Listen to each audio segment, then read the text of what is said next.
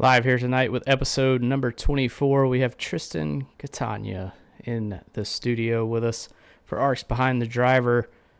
Stay tuned. We'll have him here live in just a moment. Episode 24. We're almost at 25 episodes, so stick around. We'll have Tristan Catania in the booth or in the studio with us here in just a moment.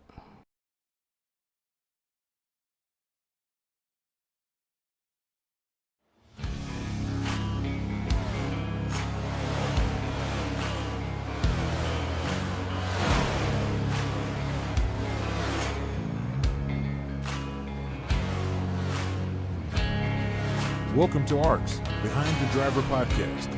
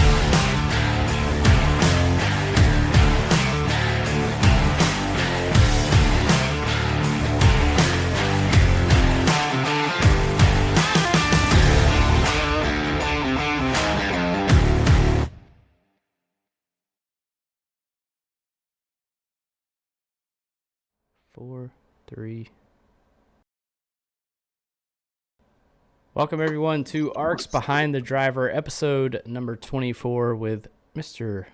Tristan, as we know him from the Xbox days, but Tristan Catania. Good to have you here, buddy. We tried last week, didn't quite work out, but hey, you're here now. Yeah, did not work out. Sorry about that. Keep everyone waiting. But yeah, we're here now. So let's do it. Let's have some fun. Let's have some fun. Let's drink some and enjoy the night. But so as I always do, we'll open it up. I'll throw it over to you. Obviously, a lot of people know who you are. Some people may not. So tell everyone a little bit about you, who you are, where you live, and all that good stuff. All right. Thanks, Ryan. So Tristan Catania, as you guys know me, or Tristan from the Xbox days. And basically, we started doing this during COVID because there was nothing else to do. And I was one of the original people with Ryan that kind of started all this. And now we're here.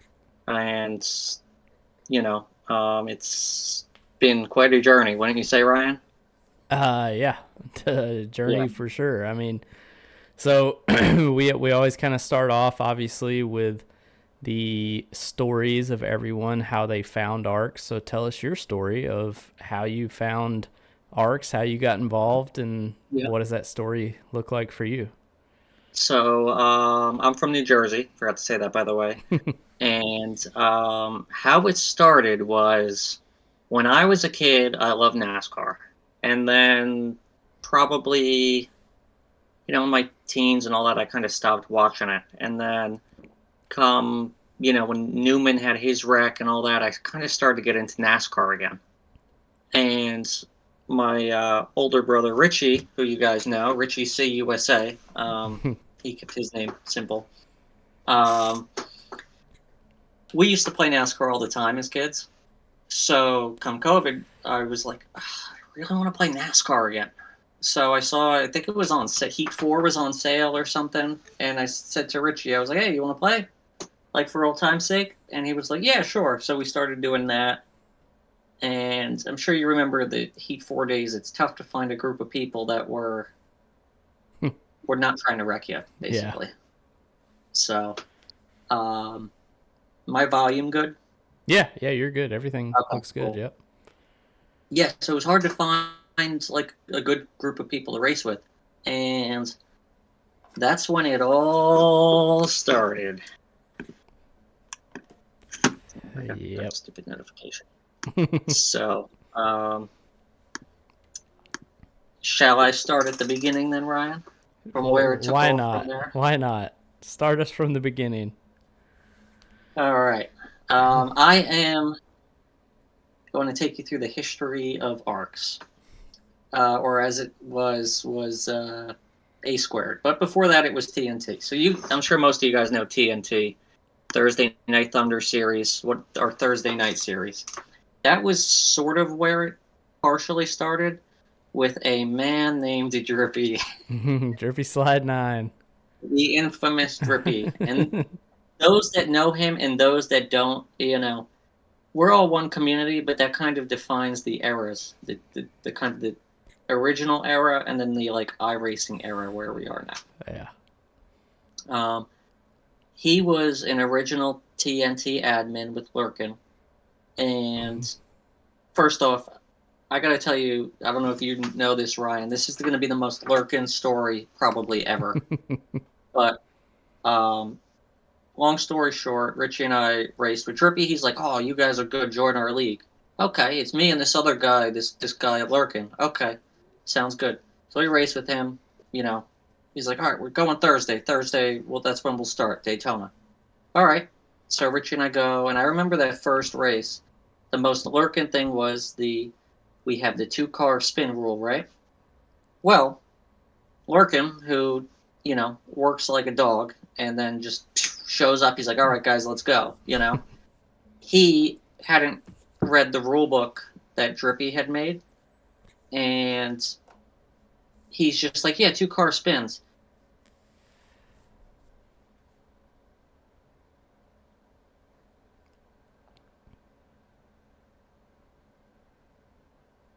Uh-oh. It was just funny. But, that race started. That was the first race, that Daytona race. Richie actually won it. He won the first Thursday Night Thunder race. I came in second. I don't know if you were in it, Ryan. Were you? I don't think so. I don't think you were in TNT at that point because nope.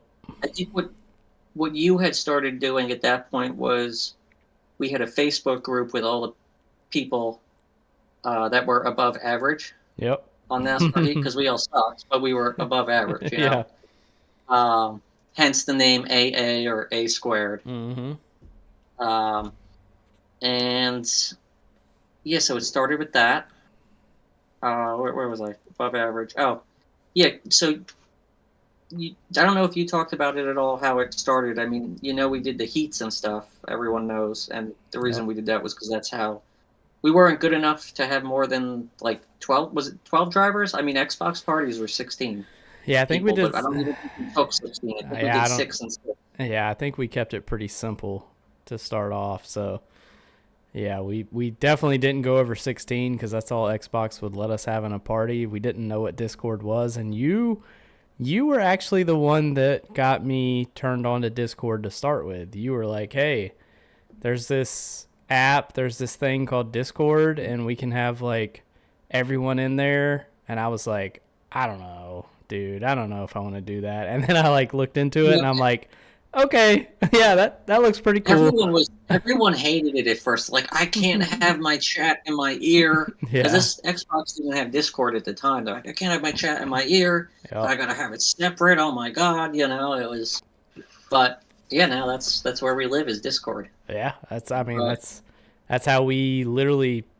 I mean, every announcement, every post, every results, points, they're all in Discord now. And you were the one that first told me, like, hey, there's this app. It's called Discord. We should look into it. And I was like, I don't really want to. And then I was like, Well, okay, this is kind of cool. the reason was because it started to just grow from, we used to just keep points in the notes app on Lurkin's phone. Mm-hmm. And then he would just screenshot it, not even crop it, and just send it. Yeah. Still had, the blinking cursor, so like unorganized. But yeah, that started there. But then we were doing your races that you would set up. So we would do trucks on Tuesday, Xfinity Saturday, Cup on Sunday. Mm-hmm. And you were secretly keeping points. We were all against keeping points because we said it's going to become too serious, which Yep. may or may not, for better or worse. You kept points, and you were like, guys, I have been keeping points all this time, and that's kind of how it started. It really is. I mean, I said I wasn't going to keep points, and then I was like, hey, just letting y'all know, I lied. I've been keeping points, and here's the points. And everybody was like, "Oh my god! Like, let's do it!" And yeah, it's crazy how we started on Heat 4 as pretty much, I would say probably 15. I would say 15 people were like OGs, and like it's probably only like 12 of the original OGs that are here. Yeah. We have people we picked up that are still sort of like OGs, but they weren't from that original kind of. Yeah, there's some that we picked up even on Xbox. We picked them up, but Puddin' Popper's one that was kind of an OG, and he kind of disappeared. I see him every once in a while, but he doesn't have iRacing, so, or at least I don't think he does, but. Yeah, there was a lot of people that were OGs back in the day, like Jaco. I mean, he still pops around in one of our sessions every once in a while, and it's like, wow, Jaco's still alive. He's still alive. Good to know. I love Jaco. He's so cool. He's got the thickest accent ever. Oh yeah, he is deep South Carolina. Deep South. And I remember the first time we met, I was like, guys, I can't wait. I'm excited to meet Jaco, so I can't understand him in person. Mm-hmm. Because he's awesome though. I mean, everyone's it's a really good group of people. But yeah, I went to the Bristol All-Star race with Jaco. Yeah, I remember that. One year, it was the year that they had the funky ass LED lights, and they had the number on the back end of the car, not the front end of the car like they do now with the next gen. And I remember we had a blast. I mean, it was so much fun. We there's a story that I would love to talk to Jaco on this podcast, but I don't think he can afford a camera or internet that would. I think he's got an Android. Yeah, actually, he might have a flip phone because I think to this day I still hear it going like ding ding ding. Yeah. In the background of his mic on all the races. Yeah, he probably does. He has a flip phone. There's no way he has a camera, but if I could have him on this podcast, I would tell this story where we were at Bristol and we went back. So we had a bag of hot dogs. I'll never forget this. We had a bag of hot dogs that we cooked that we took into the track with us so we would have some hot dogs to eat while we were watching the race. Well, I had put the keys to the car in that hot dog bag. Well, I did not tell. I didn't tell. Well, I didn't tell Jaco that the keys were in the hot dog bag. So we're leaving the track, and Jaco, we had met a couple people, and I won't say what their gender was, but we met a couple people, and we were going back to their car, and Jaco thought the hot dog bag was trash, so he said it. He damn threw it away. And we get back to the car, and I'm like, Jaco, where's the hot dog bag? And he's like, I threw it away. And I'm like, dude, the keys to the car were in the hot dog bag. What are you talking about? Like, so he takes off.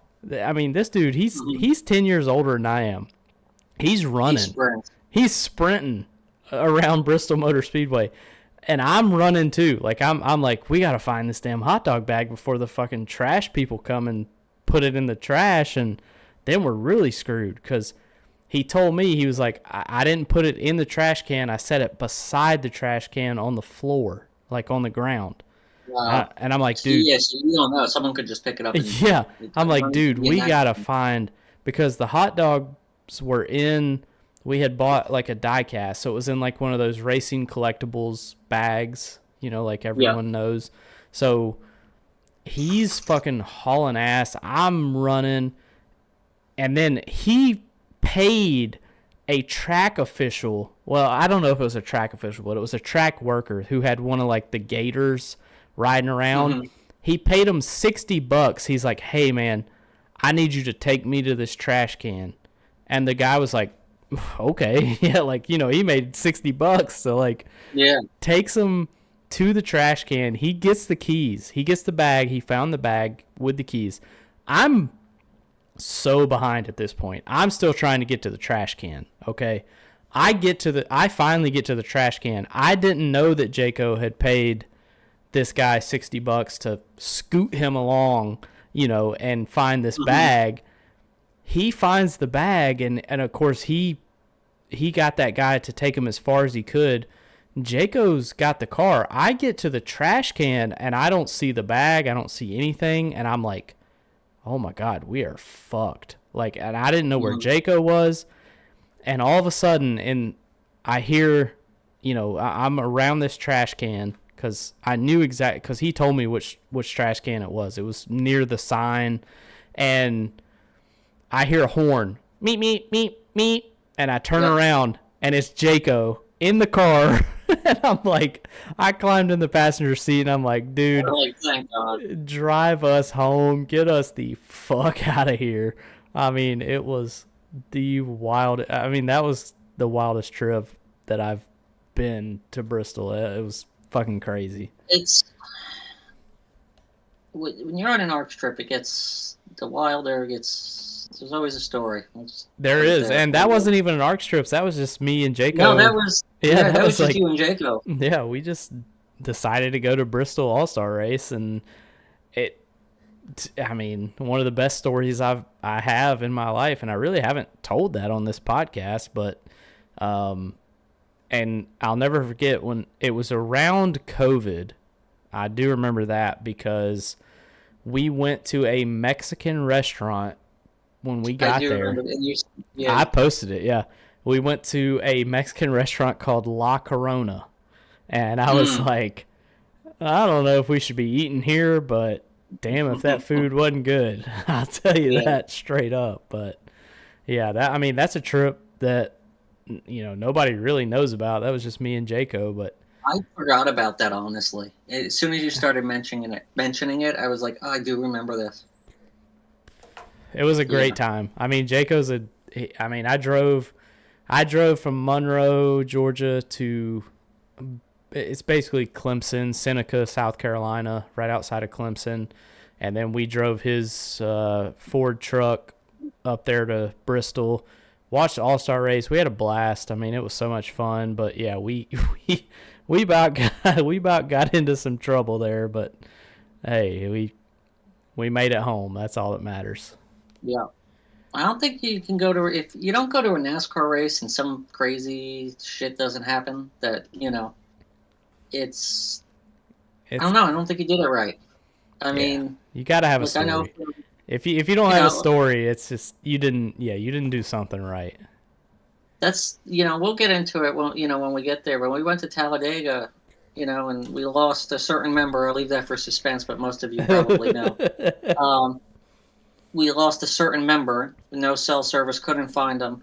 Everyone was freaking out. I was like, "This is fun. We have a story. Great. This is an adventure. Let's just see what happens." Oh, it's great. Just let it go. It's great when you're part of the story, but you're not really a part of it. You're just there, so you just like, I'm gonna tell this story. Like this is gonna be on a podcast, and this is gonna be great. Like I remember. So I've been to Bristol like 3 times. I went, obviously, the ARCS. The first ever ARCS retreat was at Bristol when they did dirt. That was my favorite house. Ever.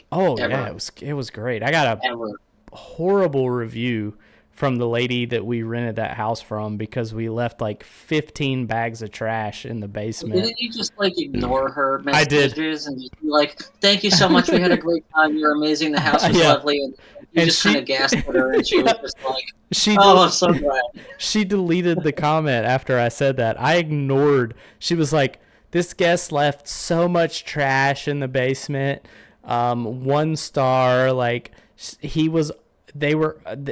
I heard from neighbors they had like 15 cars in the driveway," which we didn't. But no, maybe so I just replied and was like, we had an awesome stay. It was so much fun. And then I went back on the Airbnb site, and that original comment that she put, she deleted it. So I guess I won her over with kindness, maybe. I don't know. I guess, yeah. It worked out. I mean, so you're one of the few, there's not a whole lot left that have pretty much been to every single ARCS retreat. Yeah, so me, you, I think Rick James has made it every single time. Rick James. Seth has made it every single time. Briley's sort of made it. Yeah, but he didn't make it to Darlington. He stood up for he didn't make it to Darlington. I forgot. Dustin, yeah. Thomas Andrews said Dustin, yeah. Dustin has been every single time. I'm sure we're probably forgetting somebody, but like we had some new people at Darlington, like Feemster. We had E-Dog came up for the first time, which he's coming to Atlanta this year. So, see, I get confused because all the Kentucky guys blur together for me. Yeah, they're all basically the same person. They're all basically the same. I know that Riggs was like the original one that was there. Yeah. And when I say there, I mean Riggs stayed at the house. Toby, I didn't know Toby then. Yeah, Toby didn't come until Darlington. No, he went to Talladega. He was at Talladega. Yeah. Because he puked on the front porch, I think. Or maybe that was Briley. I don't know. I think Briley puked on the front porch in Birmingham. In Bristol. He showed up for 3 hours, puked, and then left. I think Briley's puked every single time he's come to an ARCS retreat. I'm not going to lie. Probably. DP puked. I missed that. That shit shot across the yard, apparently. That's one that we need to get back. I miss him. DP, Stitch needs to come back. I love Stitch. But he only went to the one. He's an asshole, but he's much nicer in person. He's actually a really cool dude. He is. We used to have movie nights in the Discord, in the ARCS theater. I remember that. We had a movie night one time. It was close to Christmas, and we watched Christmas Vacation in the not sports bar. It's like the ARCS Theater. I think it still exists, but we don't ever use I it. think But it does. We don't use it. yeah, like I text Stitch all the time. I'm like, we gotta watch movies again. I'm like, he's got a oh, that's girlfriend fun. now. He's Yeah. out. He doesn't do anything. But And then we watched that weird movie that one time. I think you were looking in the mirror, Nick. I don't know. yeah. But Stitch. Yeah. So Um, didn't Stitch sleep in his car one night at Talladega? Or yes, he did. So that Stitch made a friend that night. oh Not god. not like a female friend that came out like it was like that. All right, I'll let you tell the it was story. I gotta like- go pee. Yeah.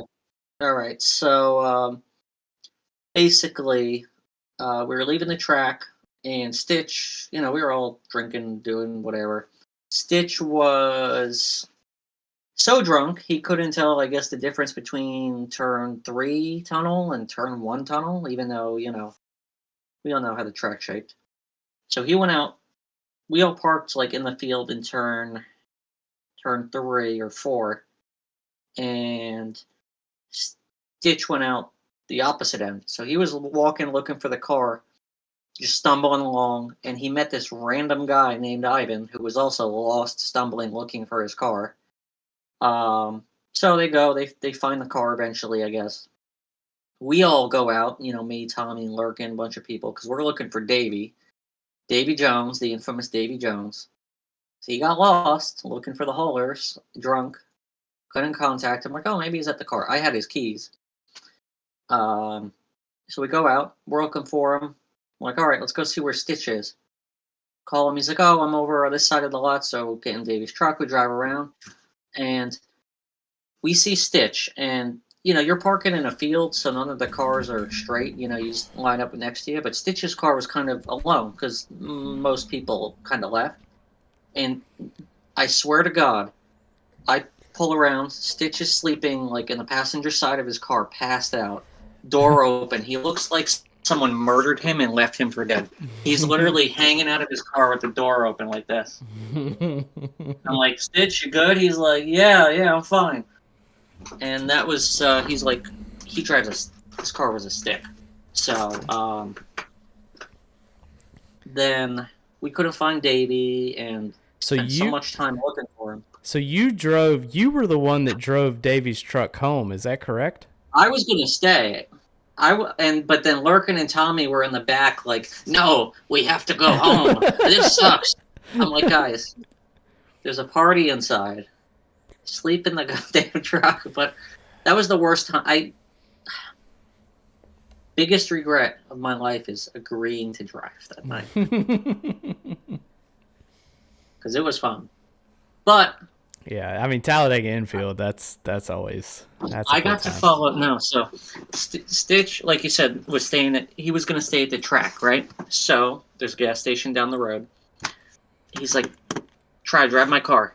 He's like, you drive a stick, right? I'm like, yeah. He's like, all right, go with Ivan to the gas station. I'm like, okay. I don't know this guy, Ivan. I was like, you just met him walking here. I was like, I'll drive in the car with him, but you were going to come with me? Yeah. He's like, fine, I'll go too. So we drive down the road. Me, Stitch, and Ivan go to a gas station. Wrist cuff that no one gets. I'm just going to ignore him. Yeah, I would. We go to the gas station. Just normal gas station. And just a really sweet lady inside. So they're going around looking cigarettes, getting, snack bars, drinks, whatever to camp out, stay the night. So I'm there perusing the aisles, looking around. Like I said, really nice lady working there. A larger black lady, sweet as can be. She's from Chicago. Oh, wow.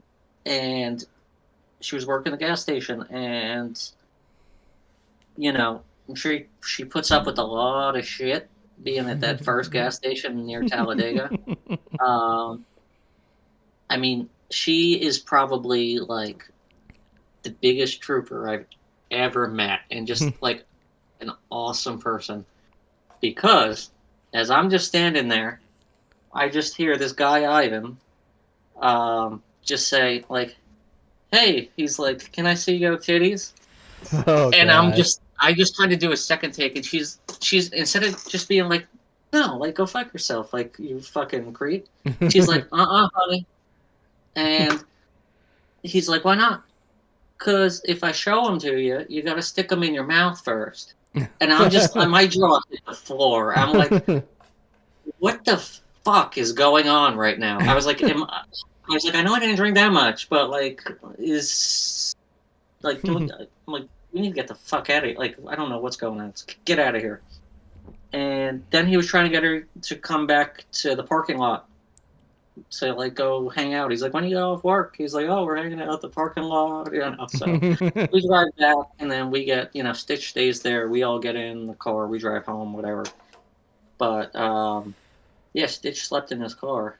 He I did. think that night, security ended up finding Davey, and they brought him out to us. So like, yeah, he's harmless. He was like wandering around, passed out. Yeah. So he gets in the car. We all go inside the house when we get in the driveway. Davey's like passed out. I just say, fuck it. I said, you're staying in the car. This is your punishment. We all go inside. I lock Davey in the car and I take the keys inside because it wasn't the best neighborhood. I was like, first off, someone's going to drive away with the car. Yeah, it was Davey's in Birmingham. the car. He's going to be gone, but they might, I love Davey, but they'll probably return him. Yeah, for sure. They'd be like, I don't want this guy. Get it. At outta like here. 7 in the morning, the car alarm starts going off Oh, because I guess Davey woke up. Let me be clear. It was not 7 a.m. It was fucking 4 a.m. And Davey's side of this story, which we got Davey on the podcast next week, so we'll get his side of the story next week, next Friday. But it was like 4 or 5 o'clock in the morning. Apparently, he had to pee, so he gets out of his truck, pisses in the grass outside in the middle of Birmingham, and then he tries to get back into his truck, and obviously the keys are inside because Tristan took the keys inside, and he didn't know the code because he was drunk, and the alarm went off, and I guess he finally figured it out and got in the truck because he never came back inside. I'm pretty sure we locked the doors to the house, so he couldn't. Well, I think it had a key thing, but he didn't know the code. Yeah, I didn't tell him the code because I didn't need him knowing the code, but somehow he made it back in his truck, but the fucking alarm went off for like 30 minutes because me and Kinsey were in like the master bedroom, and then Cody was right there. Yeah. It was right there outside of where his truck was parked, and Cody was in there with us. He was sleeping on the floor. He had an air mattress or a sleeping bag or something. I don't know, but it woke all three of us up, and we're like, "What the fuck is going on out there?" Like, Cody Panel. Yeah, Cody. Yeah, Riggs was. That was the Riggs trip. was spooning with Riley under the bunk I was on, where I was on top of Larkin. That was the trip where Riggs had some personal shit going on, and he owes me margaritas. We all could tell that Riggs was not, and look, Riggs right now is in a great place. He's happy. He sends us Snapchats in the ARCS Snapchat, and he. I love his Snapchats. Yeah. I mean, he'll be done with work at like 9:18 in the morning, and I'm like, what the fuck? Like, can you give me a job there? Like, what the hell? You started at fucking 6 a.m. You're done at 9, and you get paid till 2:30. Like, sign me up, bud. But that trip, I could tell, like, obviously, I want to get Cody Riggs on this podcast as well. I want to talk about that, but he was not with his current partner. He was with an old partner at that time, and he kind of found out some stuff during that trip, and, that sucks. I mean, it sucks to find that out about no matter what you're at, but when you're hanging out with your buddies and you find that shit out, like, I mean, that's why I just you don't expect it. Yeah, I mean, I love Riggs. He's a cool dude. He is the coolest. He's the coolest motherfucker I've ever met. He is so so cool, he dude. could be he's TV character cool.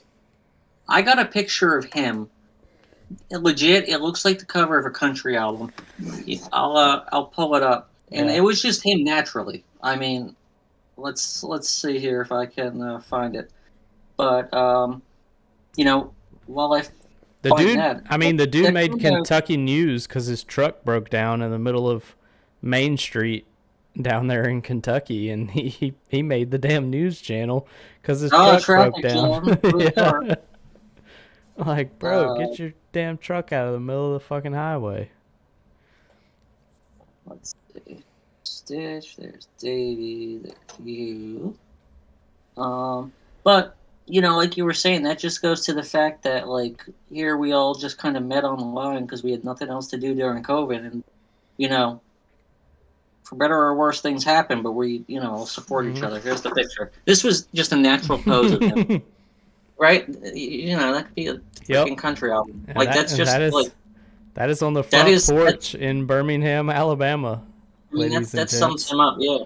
That was before he found out the name. Yeah, was because I know he found out before we went to the cup race, and you could tell. I mean, and they had some mushrooms that they had been partaking in. I think a couple of them Kentucky boys brought like a half a bag of mushrooms, and allegedly. I mean, this is a family. No, this isn't a family-friendly podcast. Who am I fucking kidding? But I mean, they were eating some mushrooms allegedly, and that was also the first time that Jeremy ever came with us. And so it's always so cool. Like every year we have like new people. Like this year for Atlanta, we got Brandon Proudfoot, we got Brandon Fetterplace is coming. Like, and I'm sure Who was the champion that year? The first year was Seth. The first year was Seth. Then it was Seth again. I think it was Seth again. I think it was and Seth then again. It was Jeremy when we went to Darlington because we gave him the Seth treatment in Darlington. Yep, that's when he drank the champagne and spit it out because it came back up his throat. In his mouth. Yeah. And then Jeremy actually just messaged me today about sending the trophy because he still has the trophy. He's sending the trophy to me, and I will be bringing the trophy with me to Atlanta to hand over to Tommy Reynolds because Tommy Reynolds. I can't wait. Tommy Reynolds, that's another one. Tommy Reynolds is coming this year. We haven't met him. The best part about the freaking ARCS trip is the first time Seth was the winner. His trophy was just a jungle juice. He had to drink out. Oh, yeah.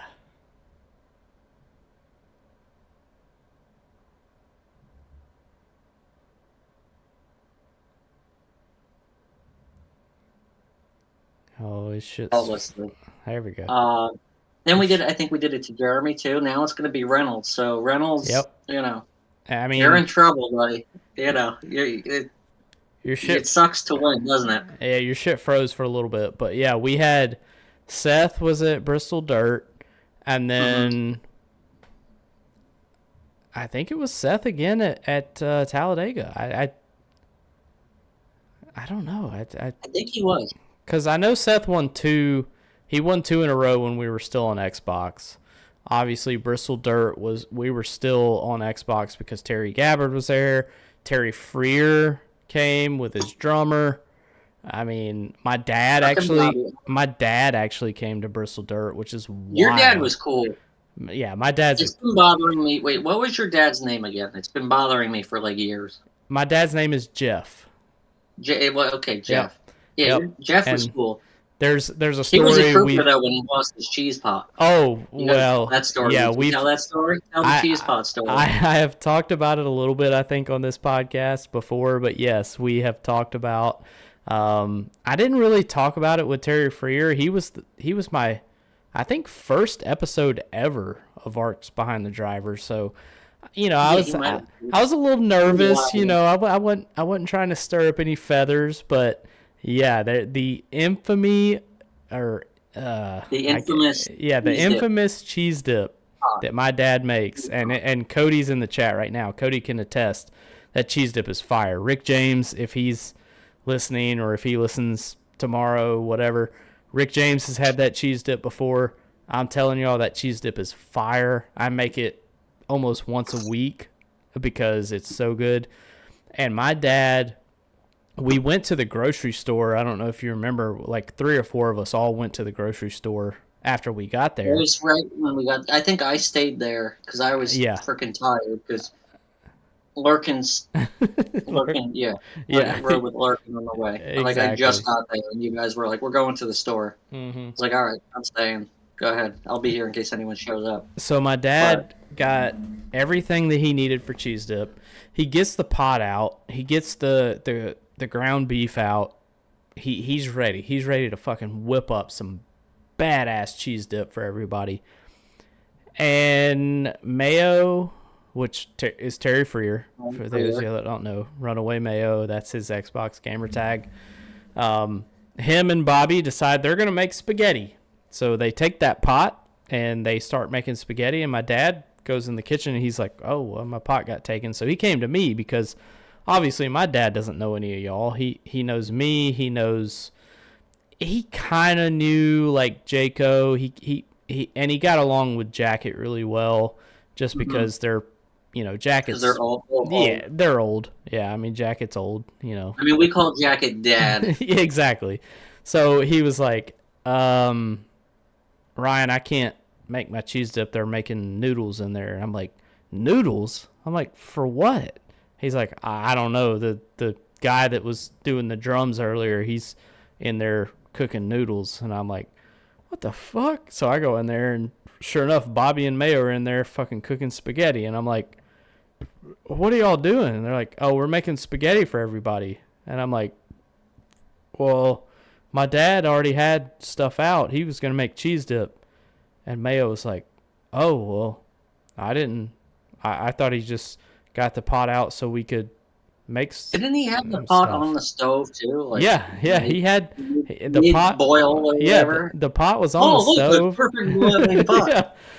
So anyway, a lot of people ended up getting sick after eating that spaghetti because, like, anybody that's listening or listens tomorrow or whatever, when you're drunk, tell me what is a better option. Okay, spaghetti or cheese dip. When you're drunk, cheese dip hits different. It does. You need garbage. You need something that's you need something greasy. Like something, you need that. Yeah, you need that ground beef, that cheese, the rotel, garlic powder. You need something that just hits that stomach and soaks up that alcohol, because we were all fucking wasted. And we talked about the Sour Patch Kids dilemma at Bristol I think they're still finding Sour Patch Kids in that house. Bro, he brought back a 55-gallon drum of Sour Patch Kids. And didn't bring us any alcohol. No. When we asked him, pick us up even if it was. If you don't want to buy alcohol for us for whatever reason, fine, I respect it. But don't say you're going to do it and not do it. At least buy cheese dip. Yeah, do something. Like, come on. But yeah, my dad, I'll never forget. That was the time. There's a picture floating around, and I think I have it on my phone, where Riggs was passed out in the bathtub.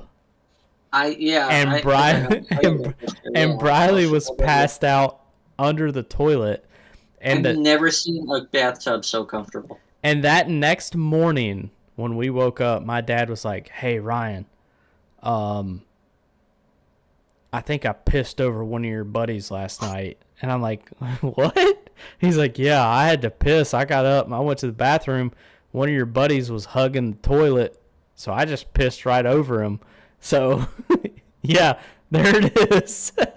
So that's Briley on the bottom. Yep. And then Riggs is in the bathtub.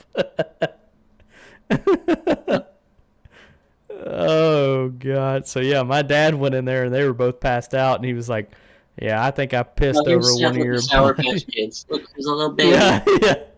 Yeah, that was when Seth had an edible or something. He had something. He had an edible or something, and he was already drunk because that was the year that we filled his cup. Dustin Painter, look, Tommy Reynolds, if you're listening, or if you listen later in the week. You better start drinking now to build up your tolerance. Look, and you're going to have to drink more than fucking Mike's Hard Lemonade, bro, because I tell you right now, holy motherfucking hell, Dustin Painter's going to get your ass drunk. It is, woo. You ain't ready for it, I'm telling you. You ain't ready for it. Yeah, he turned me on to that Sugarland shit. Oh, you can't get it anywhere here in Jersey. You get Old Smokies, but you're limited. Yeah. I have a gas station up here in Michigan that sells Sugarlands, and I'll look at it and I see the butter pecan because he always had butter pecan. Like that was like the one he had like 2 jars of, and I'm like, fuck no, I am not getting that shit because that shit had me fucked up. Now.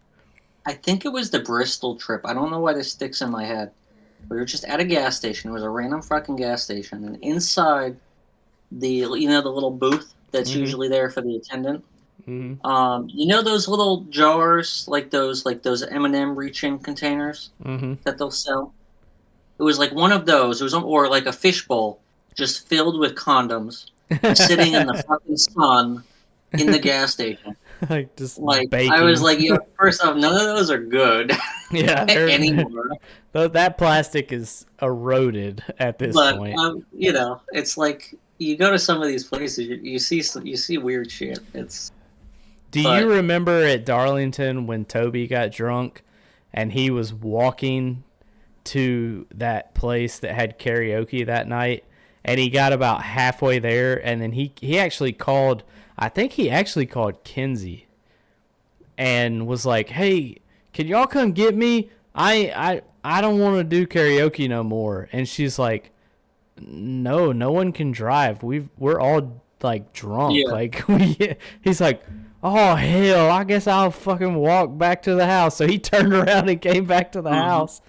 I loved it down there where we stayed. Oh, another one that has been a bunch of times is Tommy Withers. I don't think Withers came to Bristol. Yeah, he didn't go to Bristol, but he went to Talladega and he went to Darlington. And I will never forget that he disappeared one night for like 3 hours, and we had no idea where he went. Were you with him? You weren't with him. No, I wasn't. I do remember he vanished. Where the fuck did he go? He went shopping somewhere or something. Like, I don't know. He went to get like a conch shell or something. I remember. So, Withers and I, not together, but both of us have spent a lot of time down in South Carolina, there in the Myrtle Beach area. One place we used to rent was actually right across the street on the beach. So, like, we were in, like, a little bit, but I literally stayed on that same block, but on the beach. So when we went down there, I was talking to Withers, we're both like, oh, we gotta go here, because we knew all the places. So he went to the store, and we went there, actually, with Dustin on the last night of the trip. We went to Dead Dog Saloon on the inlet with the live band and the pier and all that. Yeah, I was there. Yep, you were there. Yep. But that wasn't the plan to go during the trip. So Withers, or I don't know if it was like set in stone. So Withers went shopping, and then he was like, oh, I'm going to go to, I'm going to go here. He went on his own little, like, I'm here, go there, get something to eat. But he didn't tell us what he was doing. He was just like, I'm going out. We thought he, like, fucking died or something. We're like, we had no idea. Like, because you would think he would have at least respond. Yeah, like, I mean, these trips get wild, but we still care about each other. So, like, when someone just disappears for, like, 2.5 hours, we're like, hey, bro, are you good? Like, are you good? Like, yeah. So, that trip was so cool because I remember, like, me, you, and Dustin stayed later than anyone else. And then Easter could have stayed, but his flight got canceled 3 times. So he spent time at the airport when we went out for dinner. But he could have came out to dinner with us. But remember, we went and got him. You remember that? We went and got him. After we went to dinner, we went to that the place you were just talking about. I remember it was me, you, and Dustin. It was so much fun. There was a live band. I mean, we're not on the ocean, but it's like in like the kind of inlet, so you have water and stuff. I mean, that was so much fun. We were drinking. I'm sorry, I just want to shout out right now. Cute blonde that you worked there at the Brian Nelson thing, but he works there at the hostess stand. If you're watching, which you're probably not, but if you are, like, you need to marry me. Okay, that's all I'm gonna say. Yeah, we don't have Joe Rogan type numbers on this podcast, but I mean, just in case. Hey, we might one day. I mean, you never know. Hey, I mean, we're getting bigger and bigger every week, so yeah. But yeah, that was a blast. And then Feemster was like, "Hey, can y'all come get me? Because my flight's delayed until like in the morning." So we were like, "Well, yeah, we'll come get you." And then he stayed with us another night, and that Darlington trip was pretty fun. I feel like every year is like a little bit different, you know, like it's like I have not gotten this. I've gotten this when I say I haven't gotten the same vibes from every trip. It's not a bad thing. It's like you said, it's not the same thing every time. It's really not. It's crazy. It's like, I mean, it's you go from like first trip Bristol Dirt, like that was nerve wracking because obviously none of us, other than a couple people that were in the same, like like me and Jaco, obviously my dad, I know him. I assume you met your dad. Yeah, I've met him a couple times. You and well, I guess you really didn't know it. Yeah. Did you drove with Lurkin? Did you ever meet Lurkin before that? No. So Lurkin drove down from Massachusetts. He showed up at my house at like 3 a.m. in his beat up old Tacoma, and opens the garage. As the door opens, right, he comes in, and this is the first thing you do when. First off, we meet each other in person. We're like, all right, it's not weird because it's like I'm with you right now, right? He shows up. We literally just like, eye each other up and down. It's like, oh, you're a little taller than I thought. You're a little shorter than I thought. Whatever. And I'm like, all right, let's get in the stranger's car and go. And I got I got a video of him at Quick Check. He was confused at how we don't pump our own gas, which I kind of wish we did because I hate waiting for the attendant. Yeah, we drove. His truck was a stick. I can drive a stick, but I don't have a stick. So you're not used to it. Yeah, I mean, it was easy to drive, but so it was actually funny. When I first started driving, we started at just in a rest stop. And they, how some of the big ones have the trucking areas? Yep. With the big 18-wheelers? So I was like, oh, we'll go through here. And I kind of went around this, like, Jersey barrier, like, into the other part. And then sure enough, we're in the section with all the big trucks. And I'm like, oh, shit, another behind me, going around. And he was all nervous, too. He's because, it's his car, too. I've never met him. Now I'm driving his car. It's a stick. And he's like, why are you driving so slow? And what I didn't mention before was right before I got in the seat, I got in the driver's seat. He's like, all right, make sure comfortable mirrors, whatever. He's like, okay, just so you know, tires are a little bald, and when you hit the brakes, it kind of pulls to the right. And it was raining. So we're driving. He's like, why are you driving so slow? I'm like, dude, told me the tires are bald, it pulls to the right. I was like, you scared the shit out of me. But yeah, that was a fun drive down. If you can only, like, if you were to go on a road trip with one person ever, you have to go on a road trip with Lurkin. Oh, I can imagine that. 100%. I mean, he's a character, but you get in the car with him, he's a character. Guys will talk about anything and everything. I mean, birds not being real. We didn't talk about that. But, I think we talked about space and shit. All kinds of weird stuff. So we go back to the Bristol Dirt trip that ARCS took. We were not on iRacing yet at that time, but I had iRacing when we went, and I brought my setup. I put my setup in the back of in the back of my dad's truck, and set it up in the basement. Terry Freer also brought his Pokemon laptop that was running 10 frames per second. It was one of those like McDonald's laptops. Yeah, I mean it was from a kid's meal somewhere, and he was running 12 frames per second, maybe 8 frames per second. Yeah, you go into the corner at Daytona, and you're like, all right, I'm entering the end. I'm in the wall And outside. I'm on. Yeah, I'm in the like exit. you had to hope the screen freeze was perfect that you would be in the corner. But I will never forget that. I mean, that's probably one of the best decisions I've ever made, bringing my rig, because Lurkin, Seth, and I'm sure there probably was a couple others that I just don't know about, but I had gotten it like a week before. Yeah, I mean, Lurkin didn't have it yet. Seth didn't have it yet. Most people didn't have it. Most people really didn't have iRacing, and they tried my rig. And again, I had a Logitech G923. I had a laptop. I mean, I had a PC that was slow as shit. It wasn't That great. thing did not turn off. I'm surprised that thing didn't break because it didn't turn off Yeah, for about like 4 or 5 days. It's crazy.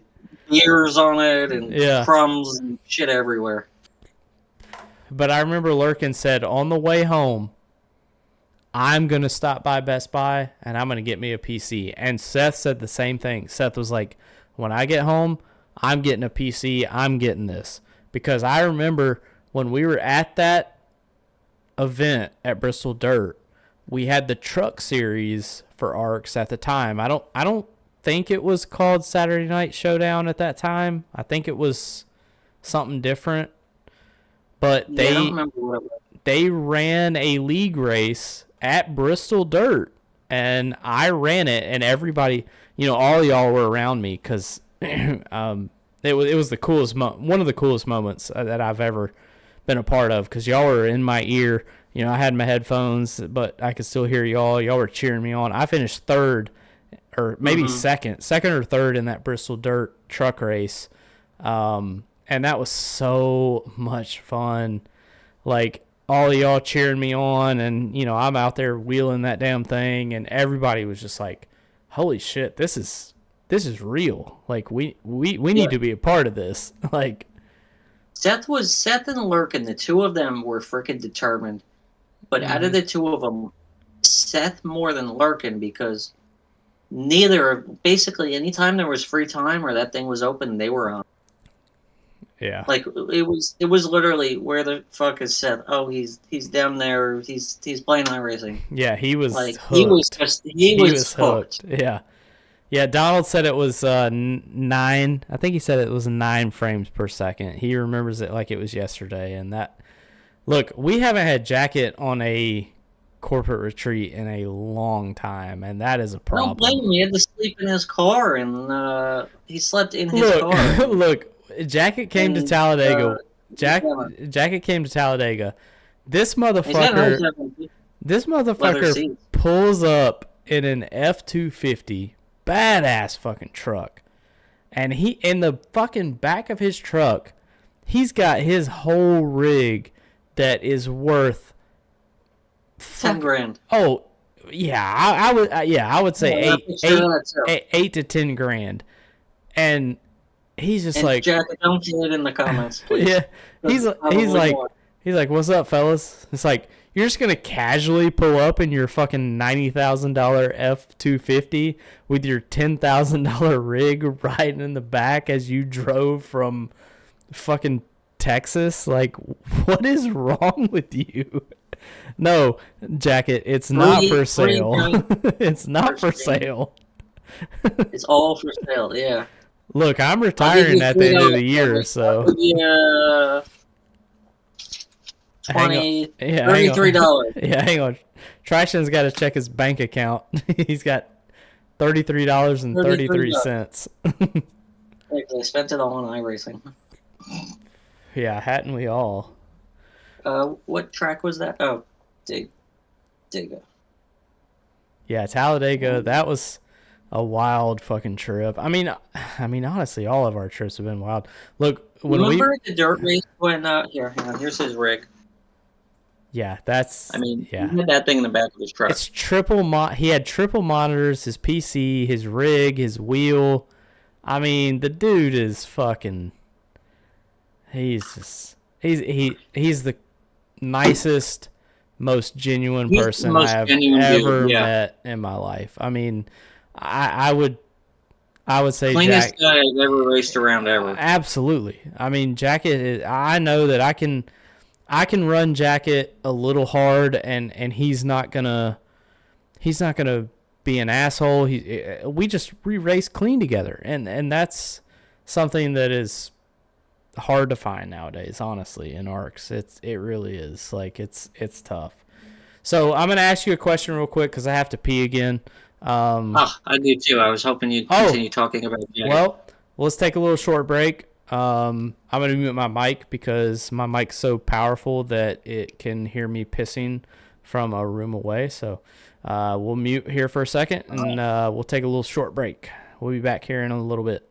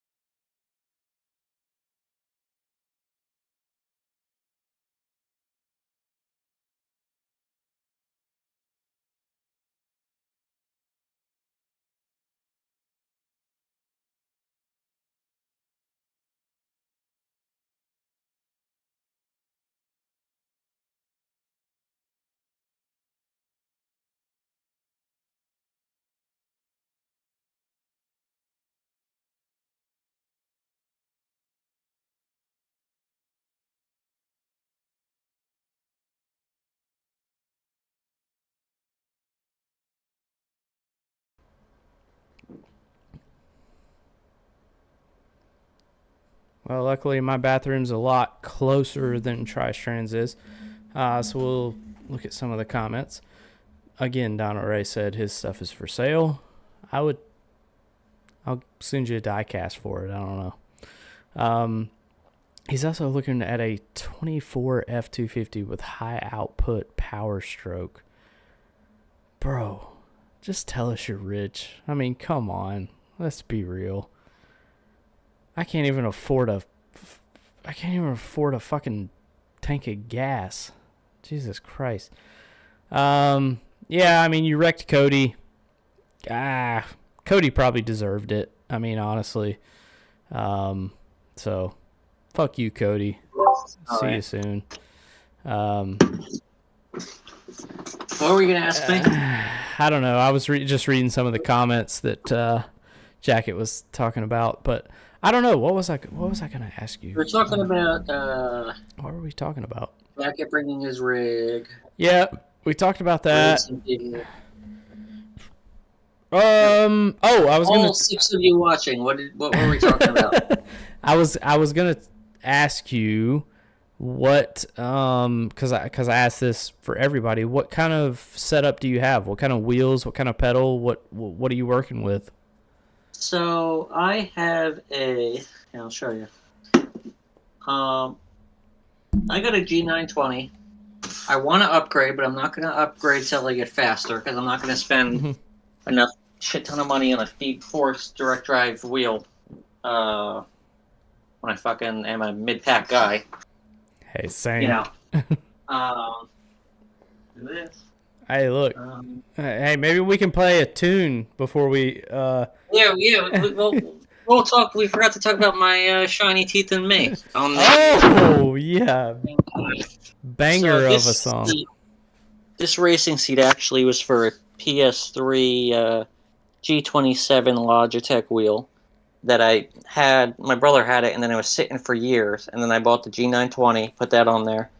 Those pedals broke, and then I was using the G27 pedals, and then that's when I wrecked my one of the cars in the 24-hour race because the pedal couldn't feel if you were pushing it or not. Mm-hmm. So I thought I had it pushed all the way, and I didn't, and it just went straight off the corner into the wall. And immediately, next day I was like, all right. I bought these Thrustmaster pedals, which pretty good. Low style. That's the same pedals I have. Yep, I love them. And here's my button box. Now, answer this. Yeah, so let's talk about the caution that was thrown illegitimately by you. And he's muted right now, so we don't know what's going on. He's pointing. All right, he's pointing at something. You're muted, so we can't hear you. Oh shit! Sorry. All right. Can you hear me now? Yeah, I got you now. Here's my ignitions. Here's my caution button. Now answer me this: how did I go to clear flags, this button, and hit this button? I don't know. But yeah, fuel, tires, whatever. But yeah, I got this box on like Etsy or whatever. But yeah, it's my button box. So yeah, that's my setup. Screen's there. I just raced on this big TV. It's like a giant windshield. It works. All right. But Sorry, I had to. yeah, I don't race with anything crazy. It's funny when you talk to people that don't do this. That like they'll see this, and like, oh my god, that's insane. And then I'll be like, nah, hang on, look at Jacket's rig, and I show him Jacket's rig. Yeah, we have a couple people in ARCS that got a pretty badass rig, but I mean, you don't necessarily have to have the best of the best to be fast. Still races on the TV tray. Yep, I mean, it's all about what you're used to. I mean, I have the Fanatec direct drive DD2, but I mean, I'm still mid-pack at best. I don't have time to practice. I just don't have time for it anymore. That's why I'm, I know that, I've joked about retirement, but I really, at the end of the year, probably not going to be full-time racing much more. It's just, I want to get more into broadcasting. I mean, I enjoy that more than I do racing. Why would I show up to a race and finish 28th when I could broadcast it and have a fucking blast and drink a couple beers? And I like co-broadcasting. Yeah, that's fun. I'm good at like saying things, and like chiming in and doing stuff, but not as much as the main person. I freak out. I'm like, oh, what am I gonna say? What am I gonna say? What am I gonna say? Yeah, that's so Tuesdays when I do HTL with ABN. I am like the color commentator, so I don't have to be the lead guy, so I can kind of just chime in when I want to. But for ARX, when they start back up, hell yeah, Miller High Life, big ass beer can. Yeah, when ARX starts back up on Fridays later this year, they got so we have two series that actually have contracts with ABN, ARX, and then also Feemster's High Octane. Both of them will be on ABN, and I have already been announced as the lead commentator for ARX on ABN for Friday nights. So that's kind of a big deal for me because obviously they have a huge following. I just really never have pushed like the followers or anything. I mean, we have 311 followers on Twitch on ARCS Racing Networks, which is pretty damn good considering I really have never pushed, for people to, I'm not like, hey, follow us. I did try and push on YouTube because obviously if we can get to 500 subscribers on YouTube, we start making money off ads and stuff like that. So, that would help the whole league. But yeah, Dale, we'll talk about Fast Fridays. Don't worry. That's going to be a fun series. We're bringing the Xfinity cars back starting July 12th. So we'll talk about that as well. But I got a broadcast story for you. Go ahead. Back in the heat, 4 or 5 days. At one point I was trying to make like some of the ARCS promos that you've seen. Like I made some of them, not all of them. Just for like I think one of the original A squared ones, some TNT one. No, I didn't do TNT. Those I think Rick did all of those. I just did like A squared, SNS, ARCS Extreme. But I started trying to do a couple for, people on like Xbox, just make a little extra side cash here and there. Not much. Just be like, hey, I'll make your promo. And I ended up getting roped into broadcast a race. She was like, yeah, why not? It was, I can't remember what league it was, but it was really funny because it was a pro league driver.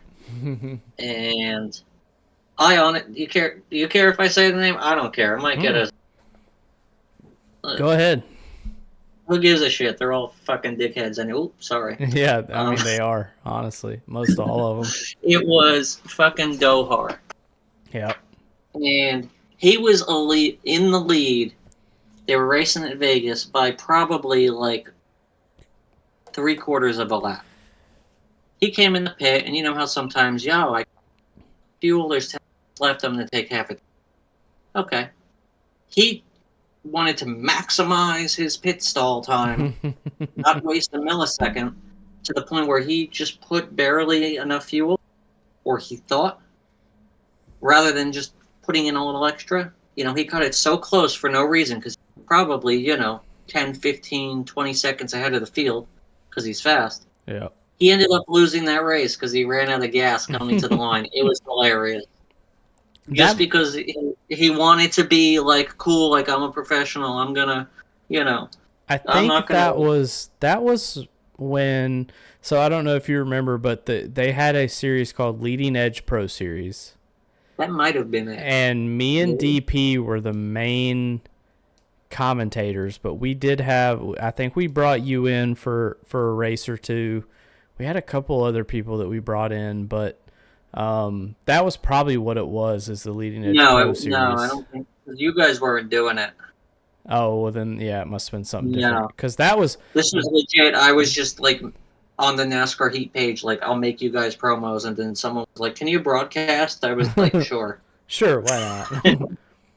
Why not? I'm not doing anything else tonight, so. Hell, it might have been SXRL or something.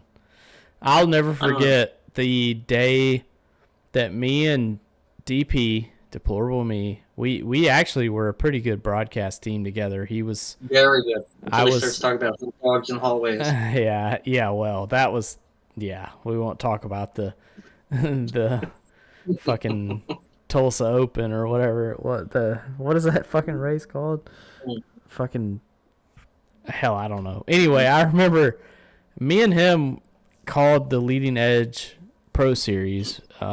Marty Hensley was for Rock NASCAR 88 for those of y'all that know him. Oh yeah, Rock NASCAR. Yep. Awesome. He kind of started that league. It was a lot of pro NASCAR Heat pro drivers that were in there. Track Bar, Dohar.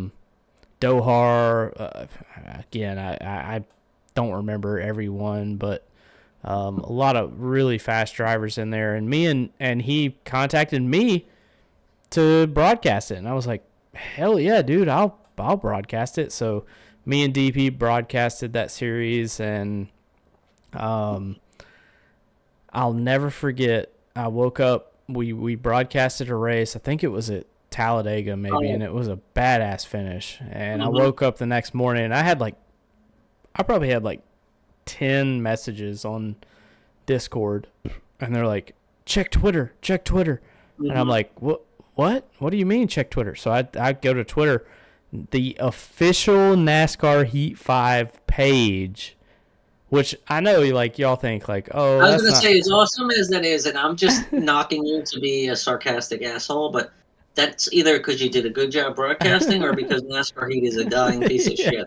Pretty much. I mean, it was one or the other, but you guys were good together. Regardless, I'm like, the NASCAR Heat 5 official Twitter page just reposted my call of the finish of this race. Like, you know, and NASCAR Heat 5 had like almost 2 million followers. It was a legitimate, like, oh, this Yeah, official page did repost it. Like that, I'm not yeah. It was joking about knocking you it was for cool. but it is, Like, it is cool. I mean, they were looking. You know, Obviously, they were dying, so they're just posting shit. you know how many also people, broadcast and stuff. Like they could have picked from anybody. Yeah, they picked me. You know, I mean, they picked me and DP. I mean, the fucking pizza man. I don't know about that, Mongold. So that does remind me. We're gonna have a little conversation here. I got a controversial opinion about one of our amazing drivers, and Aiden? like their legacy. So this driver, Tommy knows who I'm going to talk about. He actually ran. You know how he would do those Pro League Open Invitational things, like with the.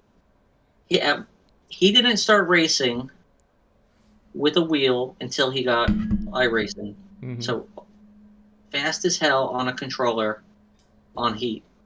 He almost qualified the Indy course. Tommy, if you're still listening, correct me. I think it was Indy Road Course. He was about to not win, make the next cut, and then he got wrecked by somebody. He got wrecked out to going into like the finals or something. But he's a multi-champion in ARCS. Retired. Only person that I've never personally had any problems with. A lot of people don't like this person because they like to say things. I enjoy it because I think it's, it comes from a good place. But then, basically, I'm talking about fucking Aiden Norton. But, what I want to get at is I look at the people that are in championship positions now, and it's not so much that they're not fast, but to me, it's a controversial opinion, but as far as I'm concerned, Aiden Norman's kind of like, in a way, the Dale Earnhardt of ARCS because he's really fucking fast and he could have so many more championships, but he's not around to race. Yeah. If he was around, that same question, if he was still here, not dead, but racing in ARCS, if he was still here, how many more championships would he have? I think that's an excellent question because he's fast. He is. No doubt about it. He's very fast, but that's my controversial opinion. I like to say to people and get them riled up. Hey, well, Aiden's not in ARCS anymore. He got booted. He asked me for an invite the other day in another Discord I'm in, and I'm just not quite ready to let him come back yet. So like I said, he's the only person I never had a problem with because I enjoyed him. Because the thing that would drive people crazy was he would just drill down. I called him Rulebook Boy because it was just rule. Like, this is what it is. This is what. Yeah. And a lot of times he was right, but the way he went about it would just alienate people and would drive people crazy, and then he wouldn't let it go. Yeah. Never got to me, but then it got to people, and it's like, I get it. But he didn't care. He knew he did it too. He did it on purpose. But I mean, I do it too. I mean, I've done it to y'all for SNS. Yeah. I mean, I will never forget the Talladega race where I came in and y'all were doing fucking NASCAR Heat style qualifying, and I was like, y'all are fucking idiots. Like, I mean, I told y'all in the lobby, like, and I was an asshole. Much as I hate to say it, you were right, but I mean, we tried to. Why did we do that? Were we trying to make it nostalgic for something, or did we accidentally make it an open lobby? It was an open qualifying. So it was a Rick James lobby. That's what it was a Rick James lobby. So y'all were like last minute. We're like, you know what? It's open qualifying. We're gonna send y'all one at a time. And I'm like, what the fuck are y'all doing? Like, this is. You know what the problem was with that theory? What really, believe it or not, what made that really hard to do was the fact that you don't have the nameplates above the cars. Yeah, you can't see. You really can't. So then you don't realize you want to say, "Oh, so and so go," but then the relative can only tell you so much because everyone's mixed up, and then you're like, "What does that car say?" And then you're just like, "Next." And then everyone's like, Go no. ahead. Like, oh, And then you're just like, all right, everyone fucking go. Don't draft. Like, and on, then I'll never forget that because I was already pissed off.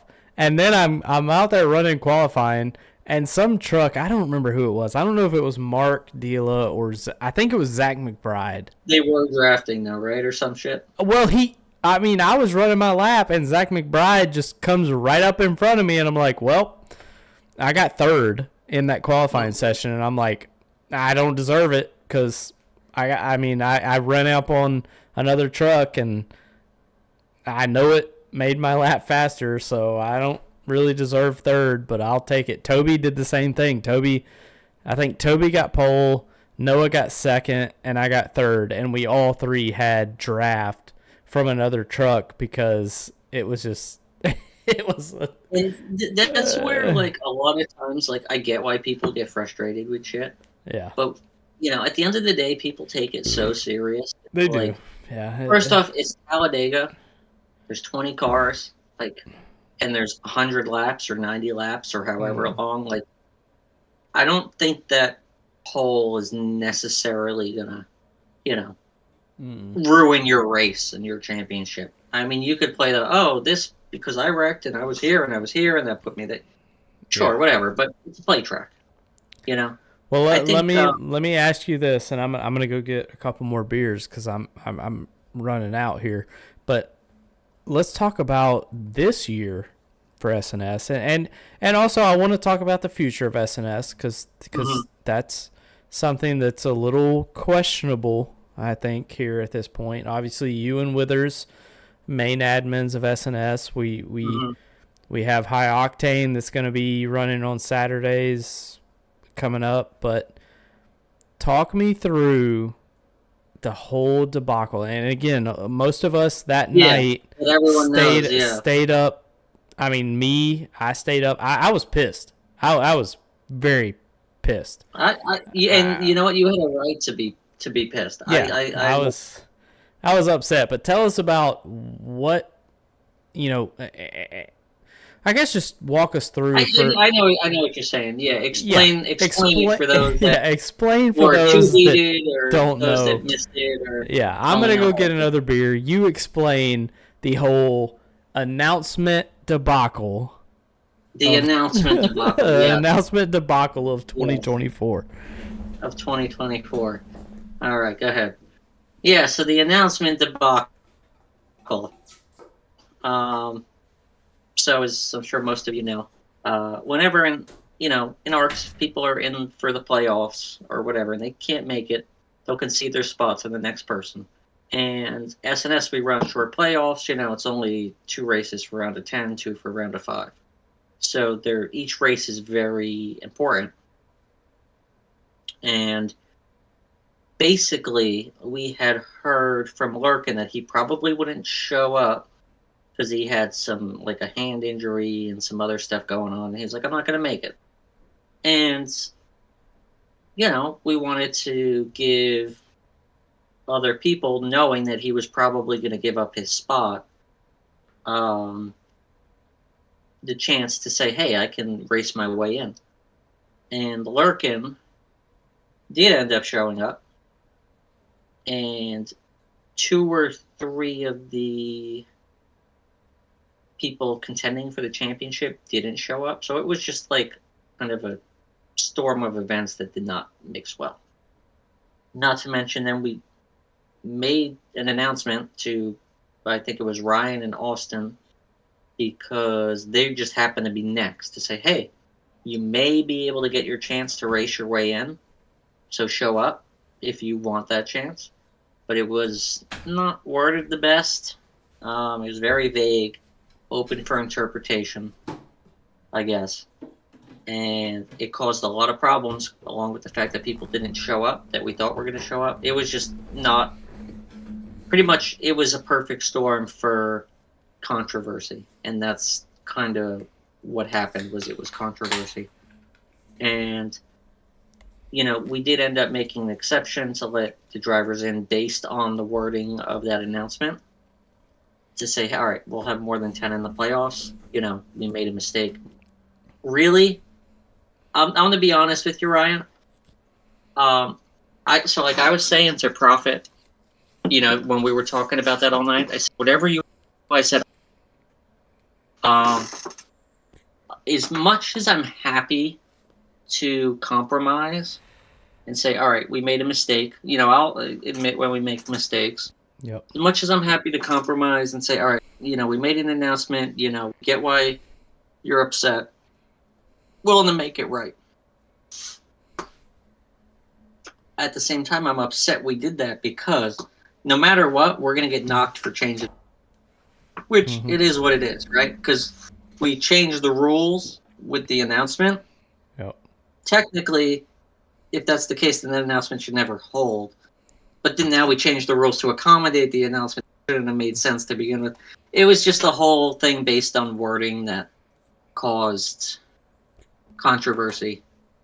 Because, like I said, people, want to win. Yeah. And, it's thing is with SNS too, it's got very good racing. It's very good drivers. No money involved. You get a plaque. Unless you're Aiden Norman and you've won 3 times or whatever, then you get a trophy of a ball sack. That's what I got for it. It's a hanging ball sack on like a podium that just says Aiden Norman. Hell yeah. I was like, you're not getting another plaque. Yeah, that's all you get. I was like, you're getting a ball sack because.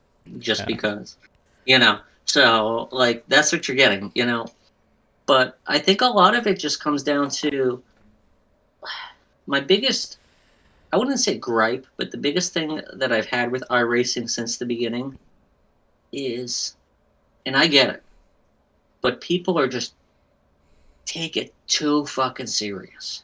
Yep. I mean, and like I said, I get it. I mean, it's competitive, it's fun, but at the end of the day, we can't forget, like, we're friends, And I was going to say it earlier and we forgot, but we were talking about how we don't practice anymore. Yeah. The way we used to practice back in the day, and on heat and all that, we would do our races, and then we would do 20 lap, 10 lap races. We'd go basically on like every track. We'll go on this night, we'll do this night, We'll do all kinds of races, and that was how we practiced. Was literally just doing fun runs, racing each other. And I really missed that era of just. Even we did it on iRacing when we started before it became a big league. Yeah. But I miss that era of just hopping on and racing for fun. I agree. I do too. I mean, that's something that we don't really do anymore. I mean, because we're racing. I mean, we're busy. Mondays is OST. Tuesdays, I'm in HTL broadcasting. We don't really have anything Tuesdays. Wednesdays is High Octane. Thursdays is obviously TNT. And in the off season of TNT, it's A-Rock for champions. And Fridays, we're getting ready to do our Xfinity series with Dale helping me out there. Saturdays, obviously SNS. Sundays is A Squared, which is probably the and again, I'm not throwing shade to any other series, but it's honestly the most competitive series probably that we have. I mean, it's you have over 25 cars every week. Yeah, 28 to 30 to 30, yeah. Yeah, I mean, and I'll be running 20th, and I'm like, hell yeah, great day for the 12 car. And I'm like, why am I happy about 20th? Like, this is wild. Like I said, we think I haven't upgraded my wheel. I'm middle of the pack. I'm running around somewhere. Yeah, I upgraded my wheel. I have a DD2 wheel. I have a, nice shifter. I have the same pedals you have, but they're still good pedals.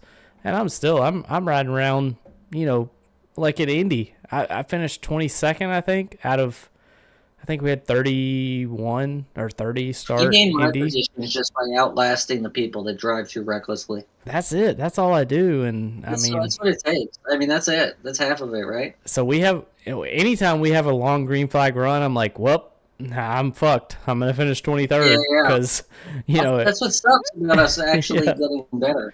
Yeah, like if we have a caution fest, I might get a top 10 because everybody's gonna wreck and I might be safe and squeeze out a top 10, but we stay green, Nah, I'm gonna finish 23rd. You get a good restart, jump a spot or two, caution. You gain gain a spot or two, caution, and then by the time you know it, you're in 8th, and then you get 2 laps, and then you hold everyone behind you, and oh my god, I'm so good. Yeah, I finished 7th. Hell yeah.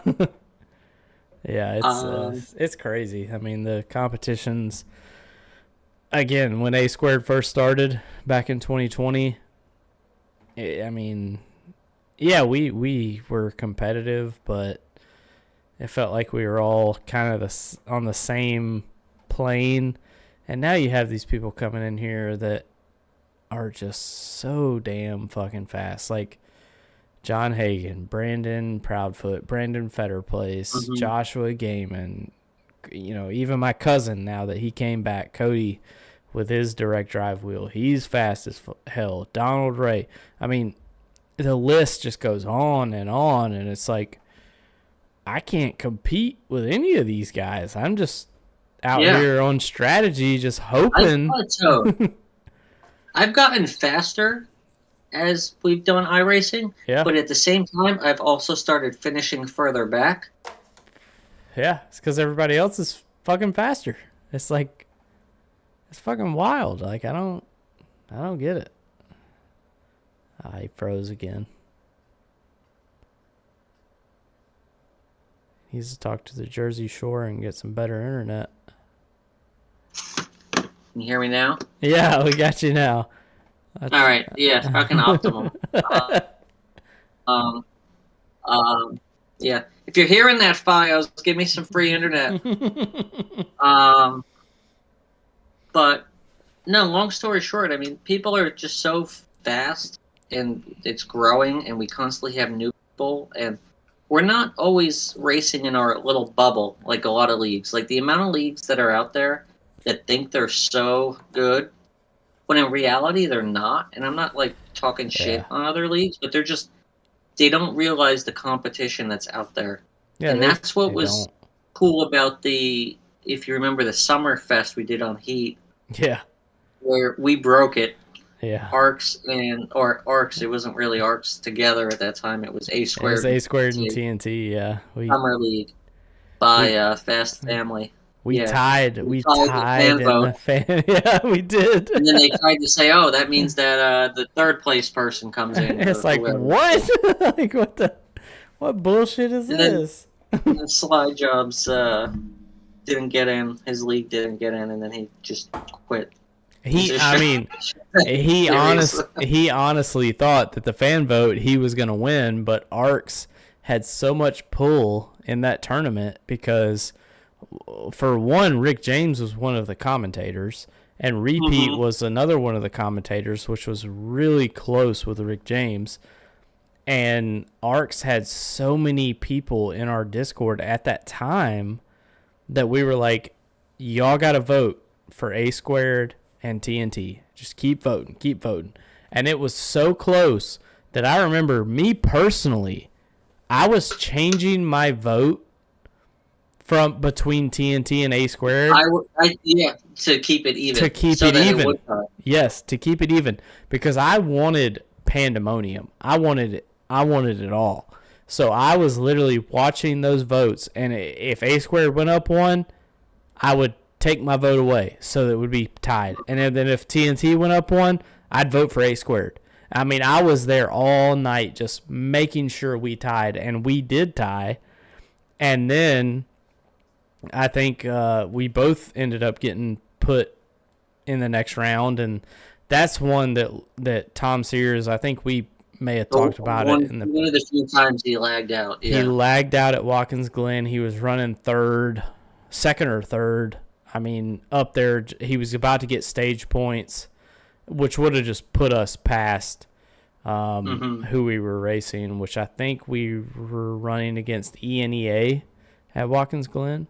And we just unfortunately didn't make it. But I will never forget, at Chicagoland, we were up against Pure Speed Elite Series, which now has been absorbed by Shake and Bake, which is... I'm listening, but I'm going to pull something up. All right. Keep talking. So we got that Pure Speed Elite Series got absorbed into Shake and Bake, which is for y'all that know Frozen Toes, Eliza Bethal. They kind of absorbed Pure Speed Elite Series, but A Squared was against Pure Speed Elite Series in the first round in Chicagoland, and we whooped that fucking ass. And I will never forget, all of us at the end of the race went to the start-finish line. We were doing burnouts. We were doing donuts. We were so fucking happy. We were yelling and screaming. It was probably one of the best moments that I have with this, fake sim racing. And again, that was still Heat 5, so it wasn't even really sim racing. But that was so much fun. That was a blast. Yeah. I liked our Mid-Ohio race. First off, what does that tell you that we were both kind of like nothing league, or like underdog leagues, I should say. And like our overflow ended up becoming the two of the best teams. Right? Yeah. Right? So we had 2 top tier teams, but yeah. I was going through my desk and I found some of my notes, because I used to, when we started doing this, I got like Worldwide Technology, number 5, my tire price, Chicagoland, whatever. But I found my Mid-Ohio one for the championship, my little notes on it, or for that race.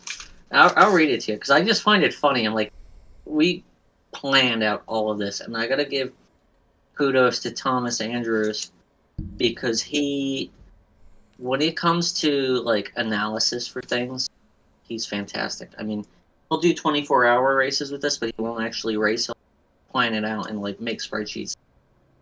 Yeah. But it says, stage 1, it's 10 laps. Stage 2, 10 laps, 50% race. Stage 3 is 18 laps. It's 42 laps total. You got 6 laps of fuel. Tires last about 8 laps. When those tires go, 9 up front, 48 up right front, rear's blue. And I was like, all right, I'm going to bring the fronts down 0.5 pound, rear's down 1 pound. Lap 6, you exit the pits. 14 is the last complete lap. You run out of gas. We were going through everything just to make sure we kind of pulled ahead in that competition where it goes. But it was just kind of funny. I stumbled upon this the other day. I was like, oh, these guys are... it's Yeah, fun. We took that shit seriously, even if it was a video game and Heat 4, Heat 5, whatever. We're all competitive. Like, that doesn't... I don't think that ever will go away. Like, it's just... No. We're all competitive. We all want to go out there and win the race. And when we can't win the race, okay, let's do some strategy. Let's, me, Thomas Andrews, and Lurkin, even on iRacing, I would say the 3 of us are probably the best fuel and tire savers. But 100%. I don't know how you do it. I have a clutch. I get how it works. Yeah. But I don't know how you save fuel and still keep the speed. It's just, I don't know. It's just a art. I guess I was very, very good at it in Heat. It was me, Thomas Andrews, easy. Lurkin. Boss was really good at saving fuel in Heat. He what? Even though he ran on controller? Yeah, I think... No, I don't think... I think he had a wheel. At least when we were in Heat 5, I think he had a wheel. Heat 5, he had a wheel, yeah. Yeah, maybe. I think Heat 4, he was running controller, but Heat 5, I think he transitioned to a wheel. So, yeah, with Heat 5, it was like a cheat code. If you had a clutch, you could save like 10 laps. That's why I love 25% 3 times races. Yeah, like when y'all would have these crazy fuel races and crazy tire races, I was like, yeah, okay, go ahead. I'm going to win this thing because... It was a lot easier to read your fuel, too, because when it went up to 10 laps, you had 10 laps. Yeah. It wasn't 10 laps. I'm back on the gas. Okay, it's back down to 8. Mm-hmm. But also, like, you could be on the backstretch in draft, especially with high draft, and as you're driving, right? Yeah. you're in the draft at Talladega, you just go clutch, clutch, clutch, Yeah. clutch, clutch, clutch, clutch, and that little would save you over It time. would. You Yeah. know? And that's where iRacing is different because, like, you can save, but there's It's projected, not yeah, actual. it's not. Yeah, it's not the same as heat. Like with heat, I could hit that clutch, and that fuel would just stretch. It would just be like, Yeah. yep. No, okay, you have 8 laps of fuel.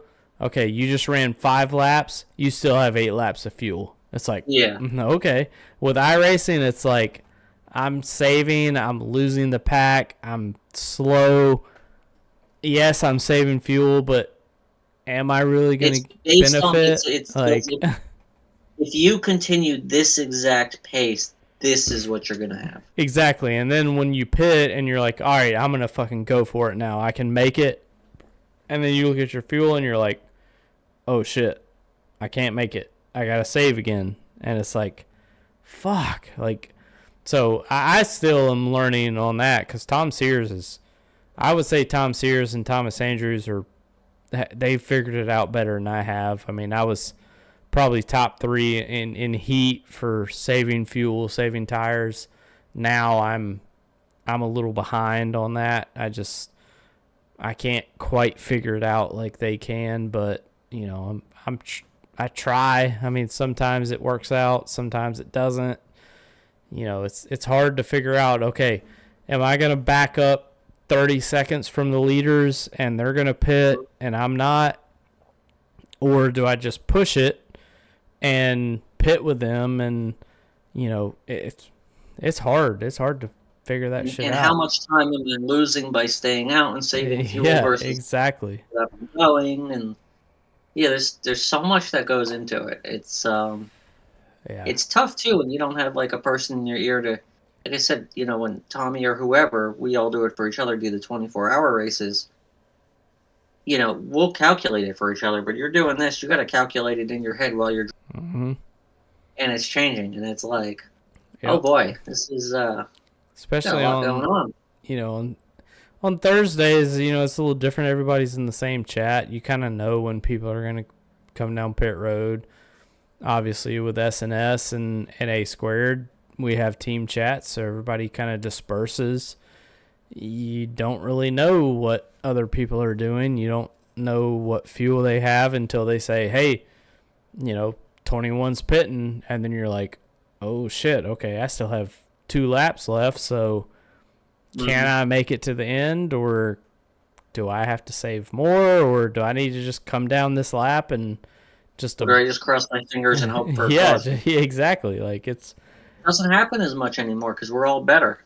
yeah, I mean everybody has gotten so much better. It's wild. I mean, even A squared. I mean, it's, you know, yeah, we averaged 28 to 32 drivers on Sunday night. We're running Chicago Street Course this Sunday, which I'm not racing. I got Carmen subbing for me, which is, trust me, she's, even if she finishes last, she will still be better than I would have finished. So I'm going in the booth with Kevin Young, but you know, it's crazy how I just can't get over how competitive it is, and not just A squared. A squared is, you know, yeah. I don't mean to you know, put A squared on a pedestal. It just, because of the draft and because of how, you know, The format. Yeah, everybody loves the next gens. Everybody wants to run the next gens. It's just, I don't know if they love the next gens. I think it's just because it's the yeah, top par. I don't like the I next think the gens. next gens suck dick. Yeah, they're awful, but I mean, it's just the prestige behind it, you know, and that's something that we've grown on. I mean, but SNS still, I mean, they, you know, I'm telling you, that switch to the Gen 6 that we made, oh, trucks were yeah. awesome, but the racing in the Gen 6 has been amazing. Most fun I've had at road courses. I mean, that car is just so fun. If they would just chop the spoiler on that car in half, I'll take it over the next gen any day. That's my only sure. flaw with that the Gen 6s. The spoiler's too fucking big. Yeah, they do need to make an adjustment on that, especially with like, I mean, super speedways, you can see the spoiler. That spoiler is like fucking. They had to put a window on it. Yeah, That doesn't tell you it's too big. yeah. I don't know what does. Yeah, it's made out of plexiglass, so you could see through it. Like, what the fuck?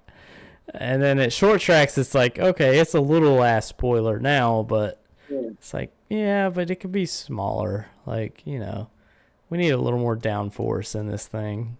Like, but yeah, I mean, it's just, again, I've talked about this in several of my other podcasts with other people. I mean, just the competitiveness, even in TNT, man. I mean, we have new people, Jacob Prince and Ryan Lindemann, and who's the guy that got fucking banned? God damn. I'm sure I'll think of his name in a second, but it wasn't Jacob Prince because he I won was the gonna say whole damn thing. it wasn't Prince. It was Damn. Shoop. Yeah. Yep. So, I mean, but he was fast. He was fast until he lost his mind and then started wrecking people, and it was like, what the hell blocking are you doing? leaders when he was so just run the race. Yeah, like, I mean, That's the biggest TNT thing that has been is crazy.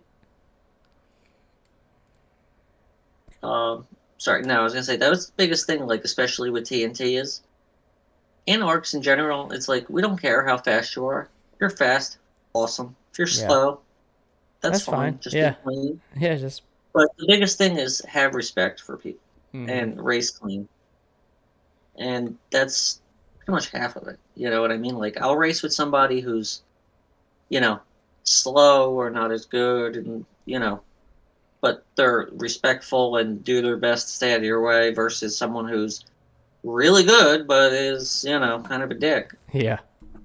It's like that doesn't do anything for me if you're like I don't care how good you are. I want to see you as a person, because we're all friends, and that's really what it always came down to in the ARCS cultures. First was we're friends. For sure. I mean, we talk about the competitiveness. The best example I have is Bryn Roberts and Jacob Blankenship. Jacob Blankenship subbed for Bryn Roberts at Indy.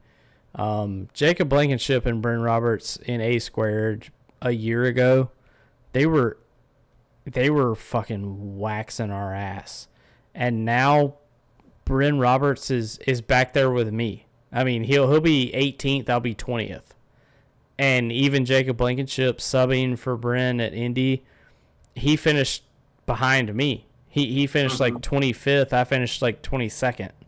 I mean, those are guys that not only competed, but they won races last year in A Squared. And especially like 2 years ago, they were dominant, but last year they were still competitive. And then this year, it's like, oh, Bryn's running 19th and Ryan Pinnell's running 21st. It's like, holy shit. Like, that's crazy. Like, it's, I don't know. It was just, I mean, look at like Larkin. Like, when we started, he's still fast as hell and still an amazing driver, but he was a god. We were like, this dude is ungodly fast. Like this is he's this winning is insane. all the time. Back on Heat. Yeah, he won so many races on Heat. Like to the point where he was winning TNT the first season, and he was like really far ahead in points. Yep. So we convinced him, hey, for the finale, we'll do double points. He was like, okay. This way other people would have a shot. He still won. Yeah, he's just phenomenal. I mean, he's a great race car driver. He's still a great race car driver. I mean, that's something that I'll never be that. I mean, I won some races on Heat. I won some races on iRacing, mostly super speedway. That's about the only shot I have. When it comes to a real track, I'm not gonna win. I might get a top 5. You know. I sort of won a real track at Vegas in SNS. That was my first iRacing race. And that was only because all of the really fast people were racing from lap 1, like it was the last lap. And all the really fast people got knocked out. So it was just I don't want to say the slow people because there were still fast guys, but it wasn't the top guys, you know what I mean? Mm-hmm. And it was everyone that was more conservative, and I just happened to be in the right place there. I was like, oh my God. Oh, it was great. And it was first iRacing win. Yeah, let's talk about your AROC, where you thought you won the damn race and there was still a lap left. I can never make fun of Mark Martin again. I'll tell you right now, in those cars at Daytona, after 2 or 3 green white checkers, 1 lap feels like 2 or 3 laps. Yeah. I mean, it feels like it takes forever.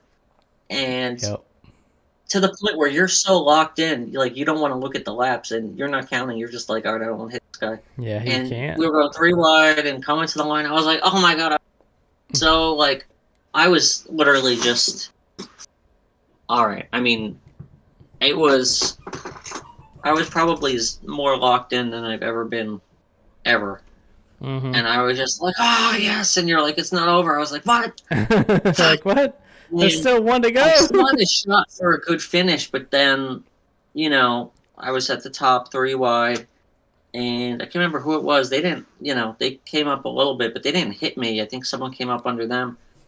But there was a little bit of net code, and then the car just kind of got sucked together, and then they came up in front of me, and I was just like, ah. Fuck. It was really funny because my dad upstairs heard me shouting. He's like, so he started coming downstairs, and he's like, oh, did you win? I was like, no, I wrecked and lost. He's like, from when I was at the top of the stairs to got down? He's like, how'd that happen? I don't want to talk about it. I'm like, well, I thought it was over, but... I thought it was over, but it's not. It wasn't over. Sorry. But, hey, gives you a good story, so, you know. Not the end of the world.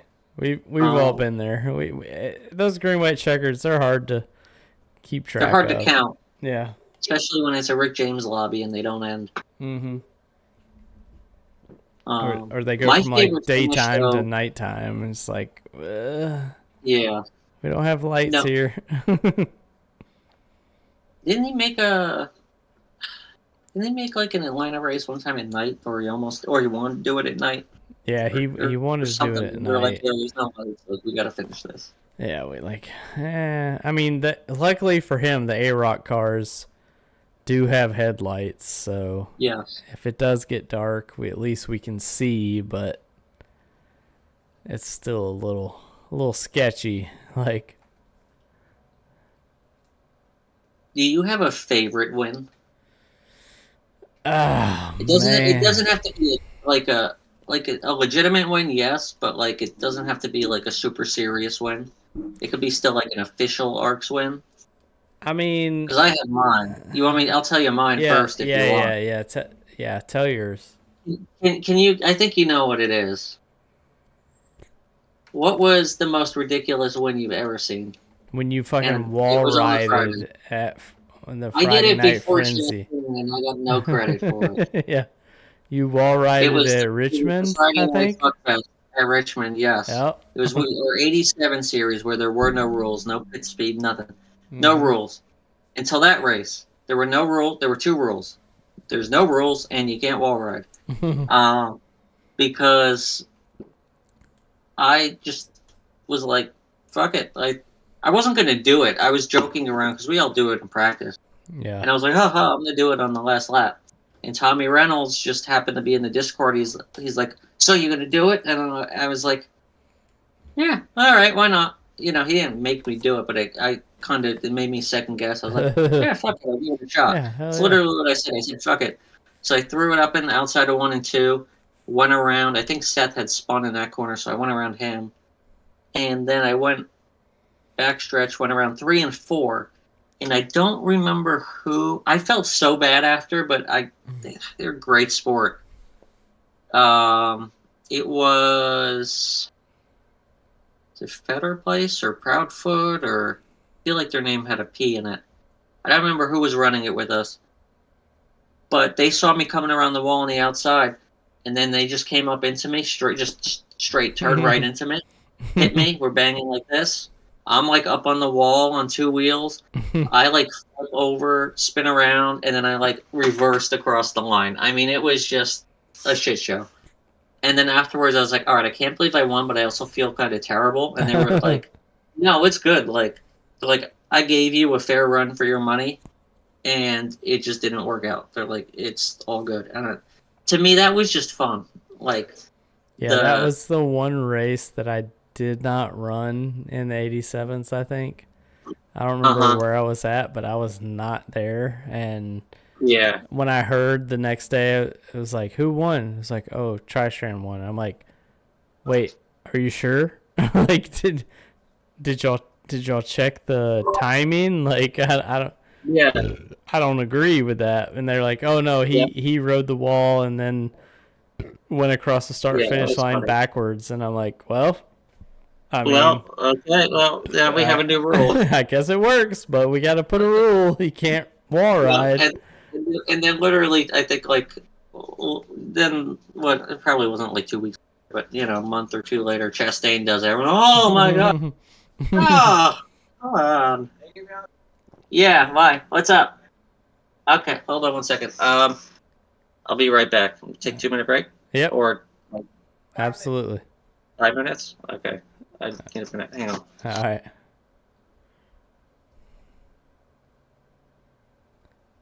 All right, we'll take a little short break here. We'll be back here in a couple minutes. Stay tuned. We'll close this podcast out, and then next week we got Davy Jones, Mr. David Houck, in the studio. And then we got James Wright on July 12th. And then after that, we have some openings. So if you want to come on the podcast, please let me know. We got a lot of people we need to get on here. Tommy Withers, Matthew Kent, Donald Ray. Again, there's probably some other people I'm missing. But we got some OGs that we got to get in here. I'd love to have Jaco on this podcast. I just don't know that he has the equipment to do it. But we'll take a little short break here. I'm going to go take a piss and grab another beer. We'll be back here momentarily.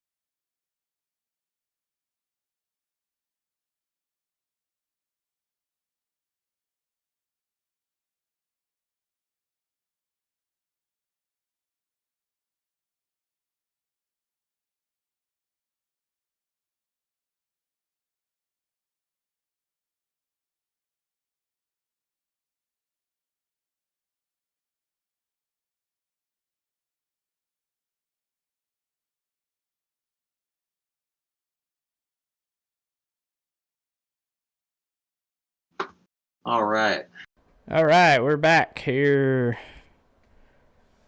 We took a little break because I had to pee and get another beer, and Tristan had to talk to his in-laws or fucking, I don't know. My dad moved the table up. Yeah. Take a pee. There you go. All right.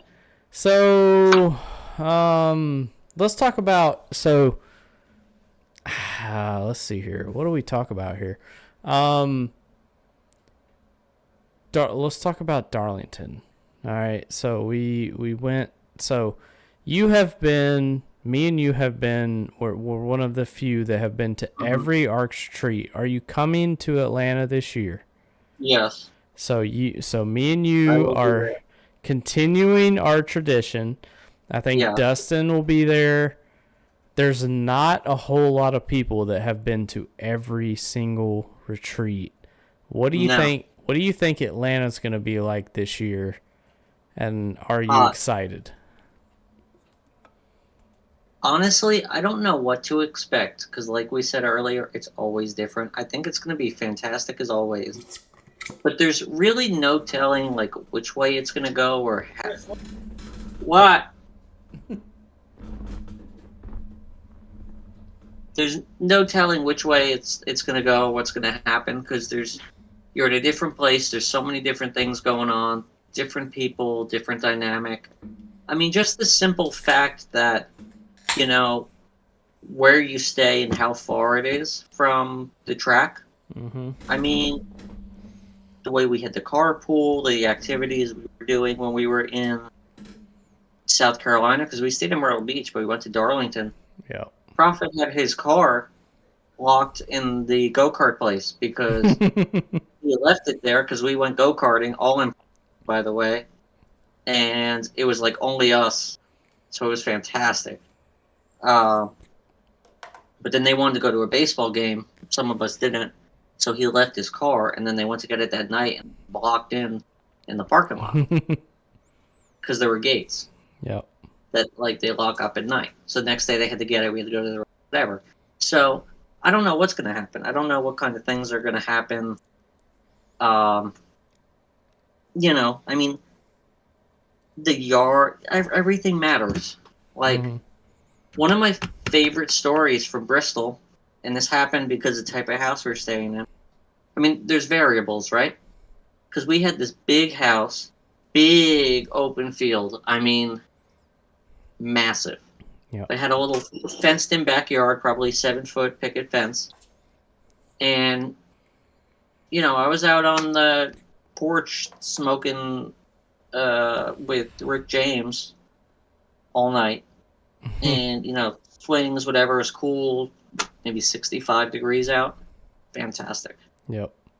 And there was like a river that went through the back somewhere. We didn't know where. We heard it. Like, oh, let's go find the river.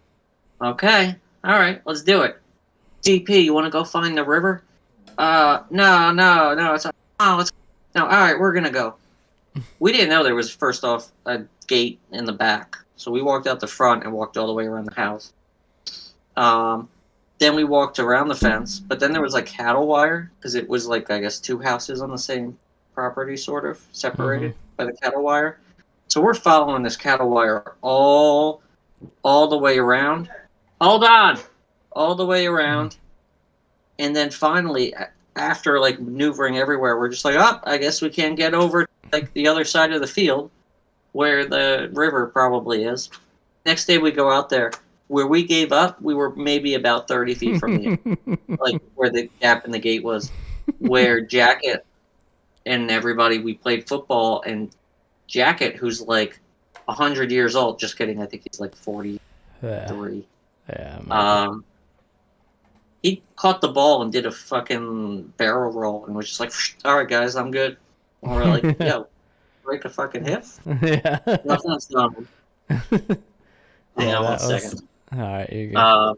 But yeah, I mean, that football game, all that kind of stuff. I mean, I guess you're the host, but why don't you tell everybody what you expect? I'll be right back.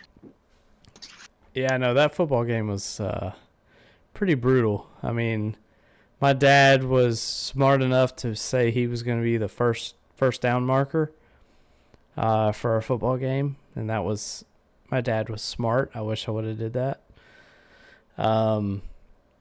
We played a couple of quarters, I guess, of a football game, a two-hand touch football game at Bristol, Tennessee. Actually, technically, we were in Bristol, Virginia, but we were right across the line from Tennessee. And yeah, we played two-hand touch football with a bunch of people that are out of shape, alcoholics, drunks, fucking addicted to nicotine, and we were out there just having the time of our life, and I will never forget that. That was so much fun.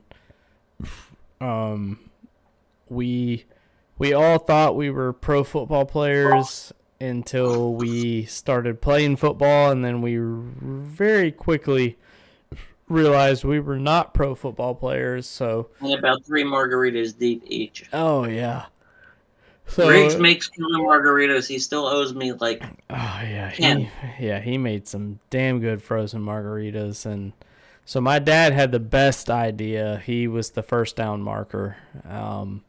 Yes. I wish I would have thought of that before he did, because I was out there running around. You start sipping a margarita. Yeah, no, first down. Yeah. You're about a yard short, and all and then of he's us, just like, oh. yeah, all of us are fucking gasping for breath, and breast. We might have been gasping for breast, but yeah, but my dad's just like, yeah, no, you didn't make it. And I'm like, ah, God, I gotta run again? Are you kidding me? Like, but it was everyone a lot of fun. Immediately regretted it, but I don't think anyone wanted to chicken out and be like, oh, I'm done. Oh no, even Dustin, he did like a cartwheel because he tripped or something, and he just popped right back up, and I'm thinking, oh my God, Dustin just broke a hip.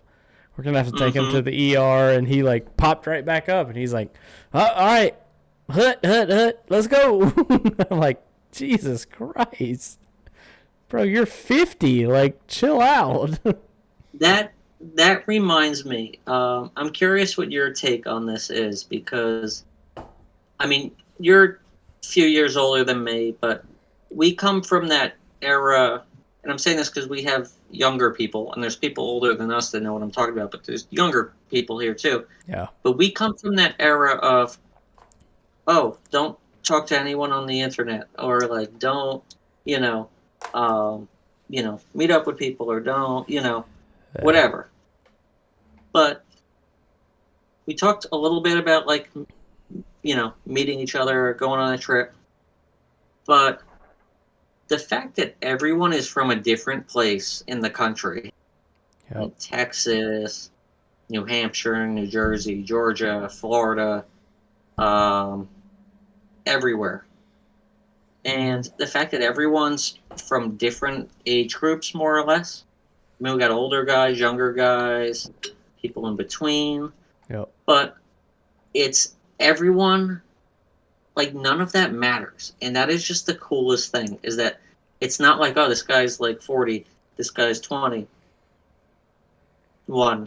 this guy's 23, this guy's, whatever. Yeah. It doesn't matter.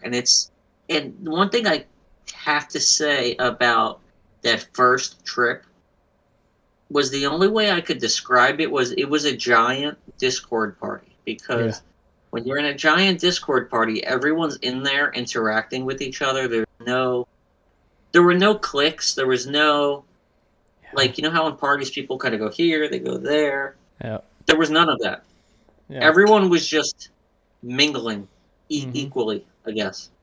And then if you wanted to, like, go downstairs, you were then just part of those people that were mingling. But then everyone would go up, like, everyone would just flow naturally in a way, but there was no sort of breaking apart. Does that make sense? Yeah, like, it was just, for sure. It was a really weird dynamic I've never seen or been in a situation before, I feel like. And to be with a group of people from, like I said, all over the country, but also different age groups and backgrounds, was just, it's a wild experience, like, from a sociological aspect. Yeah. It's an interesting experience. I've never been more comfortable with people that I've never met in my life than that first ARCS trip. I mean, that was the coolest shit we've ever done. Like, I had that idea. I was like, hey, let's try and get a bunch of people. Let's go watch a NASCAR race, because, like, we love NASCAR. Obviously, we run, 6 nights a week on these, NASCAR or short track series races that we run. let's all go watch a race, you know?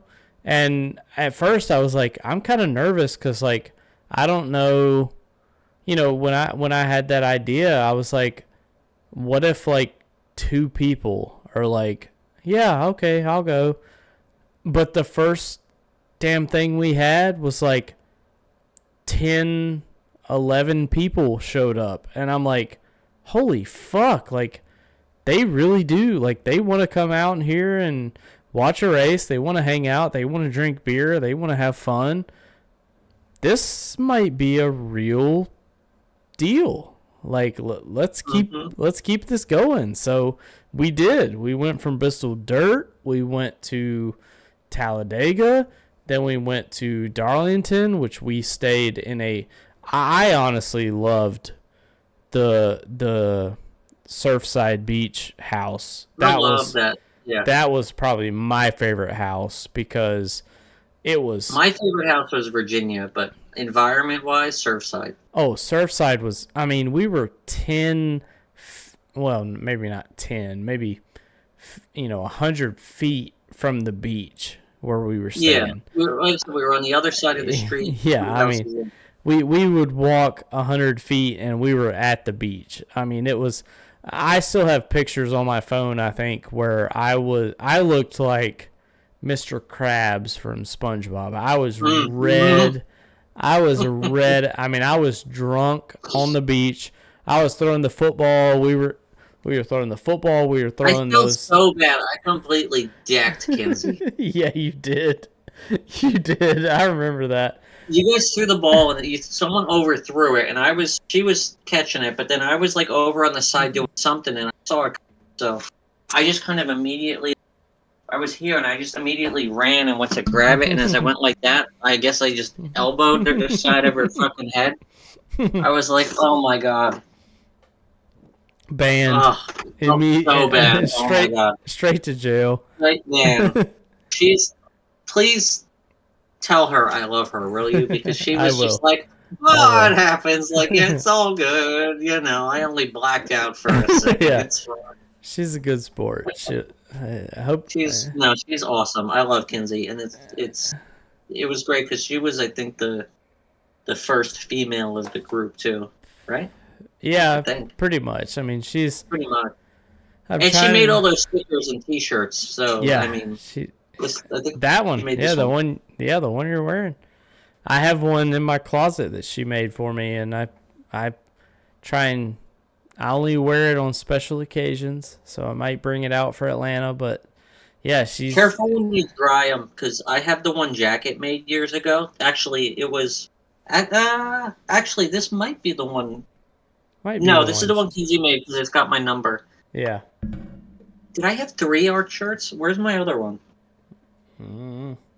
Now I'm confused because I remember Jacket had made me a shirt, like one with a 48. It was a gray one, but then he forgot it, or it had like a hole in it. Yeah. Then he eventually gave it to me. I kept it, but all the stuff came off of it because I washed it a million times.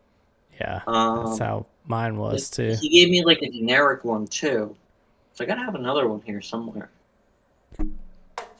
But yeah, the one I had that Jacket made, which it wasn't actually Jacket didn't make it. I think it was his like wife made them. Sorry, Mrs. Jacket. Yeah, and I washed that thing a couple times, and the CS came off, and so it just said R. So I was like, I don't really feel like being a pilot. It's still a pirate. ARCS. Yeah, so a funny story. I have one of the shirts that Kinsey made me. It had ARCS, just like yours. It had ARCS on the front, but on the back it had Pinnell on the back right there, and then it had a 12.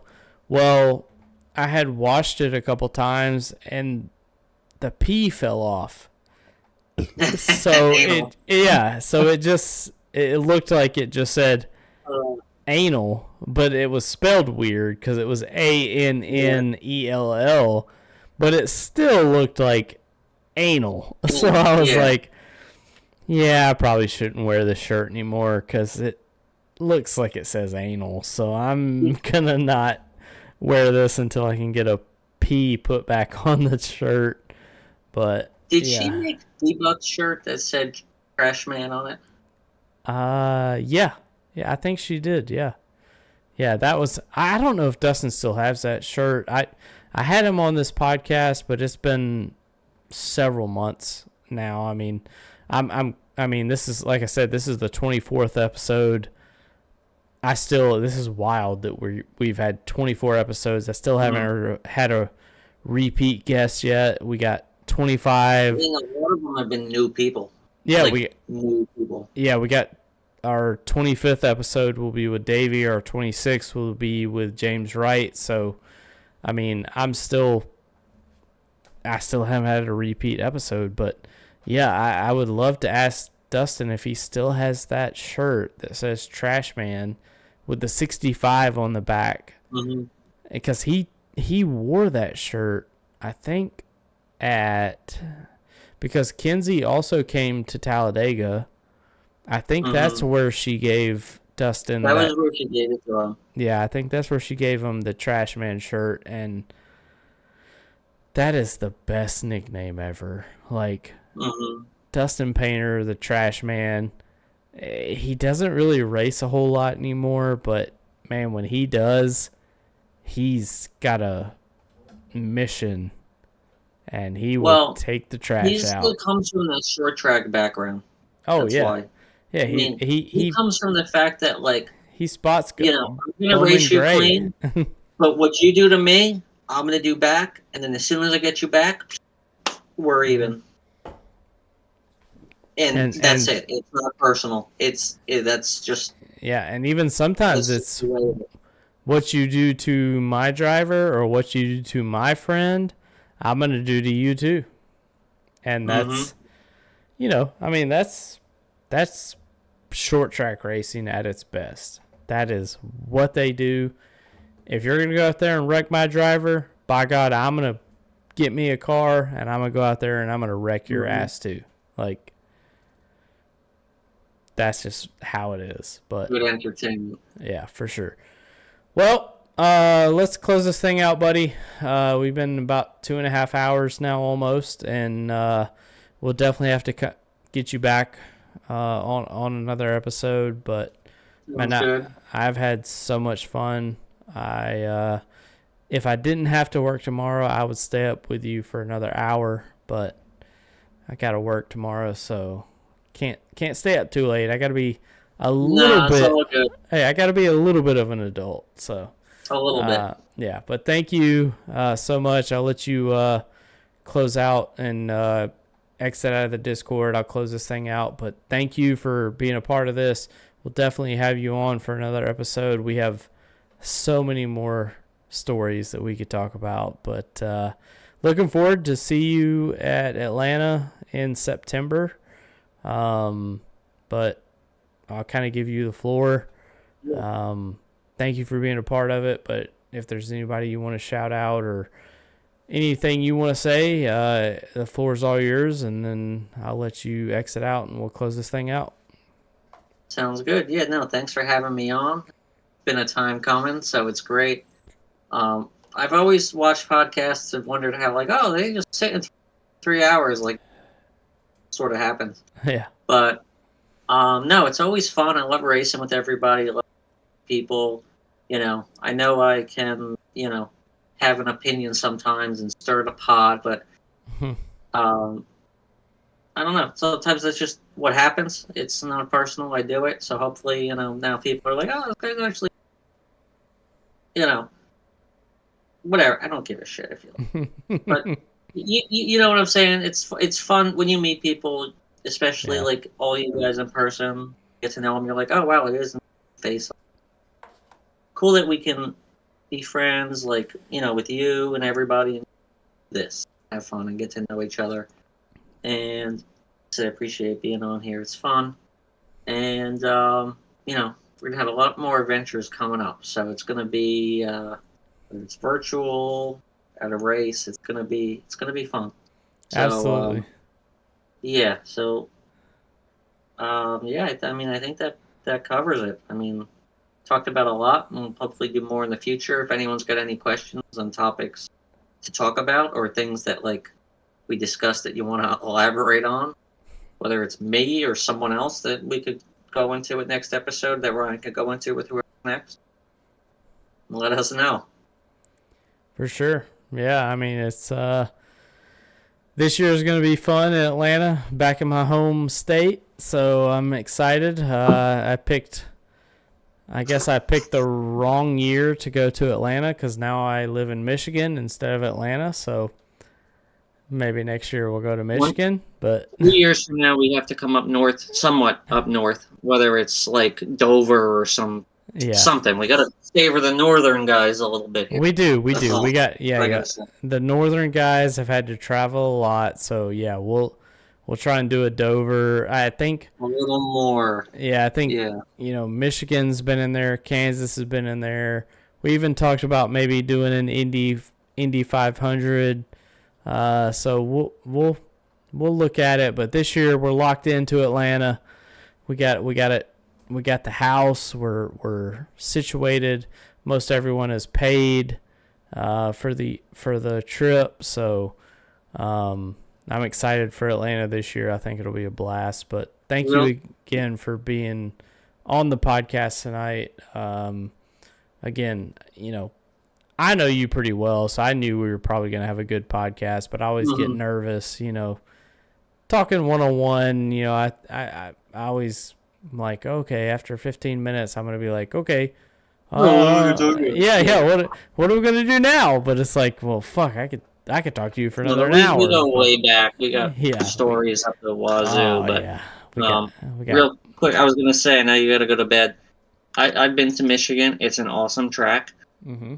I do have to say, the drive-bys or flybys or whatever you want to call them, when you're up at that fence, more impressive than Talladega. Yeah. Because you can get so much closer, and really, that's a 2-mile track, so they're probably going close to the same speed by the time they enter, but they're not limited, so it's intense. They're hauling ass. It's always fun. It's always fun wherever you go, so. But no, I appreciate it, Ryan. Yep, thank you for being on here. I'll let you exit out of the Discord, and then I will close us out. Thank you again for being a part of this. I had a blast. All right, I did too. All right, see you. All right, thanks for watching, guys. Have a good one. All right, that was Tristan, as we know him, Tristan Catania. And we're going to close this thing out pretty quick because I got to get up in the morning and go to work. So thank you all for tuning in. This is episode number 24 with Tristan Catania. Thank you all for tuning in. Thank you all for being a part of this. I know we were off last week. Next week we have David Houck, Mr. AKA David. AKA Davy Jones, on the podcast for the July 5th episode. That's going to be a good one. I'm telling y'all. Me and Davey, we've had our spats before. But that's going to be a good podcast. I'm excited for it. So thank y'all for being a part of this whole deal. Thank y'all for watching. Thank y'all for commenting and being a part of it. We'll be back next Friday with Mr. David Houck. Until then, make sure y'all stay on that loud pedal. I'm out.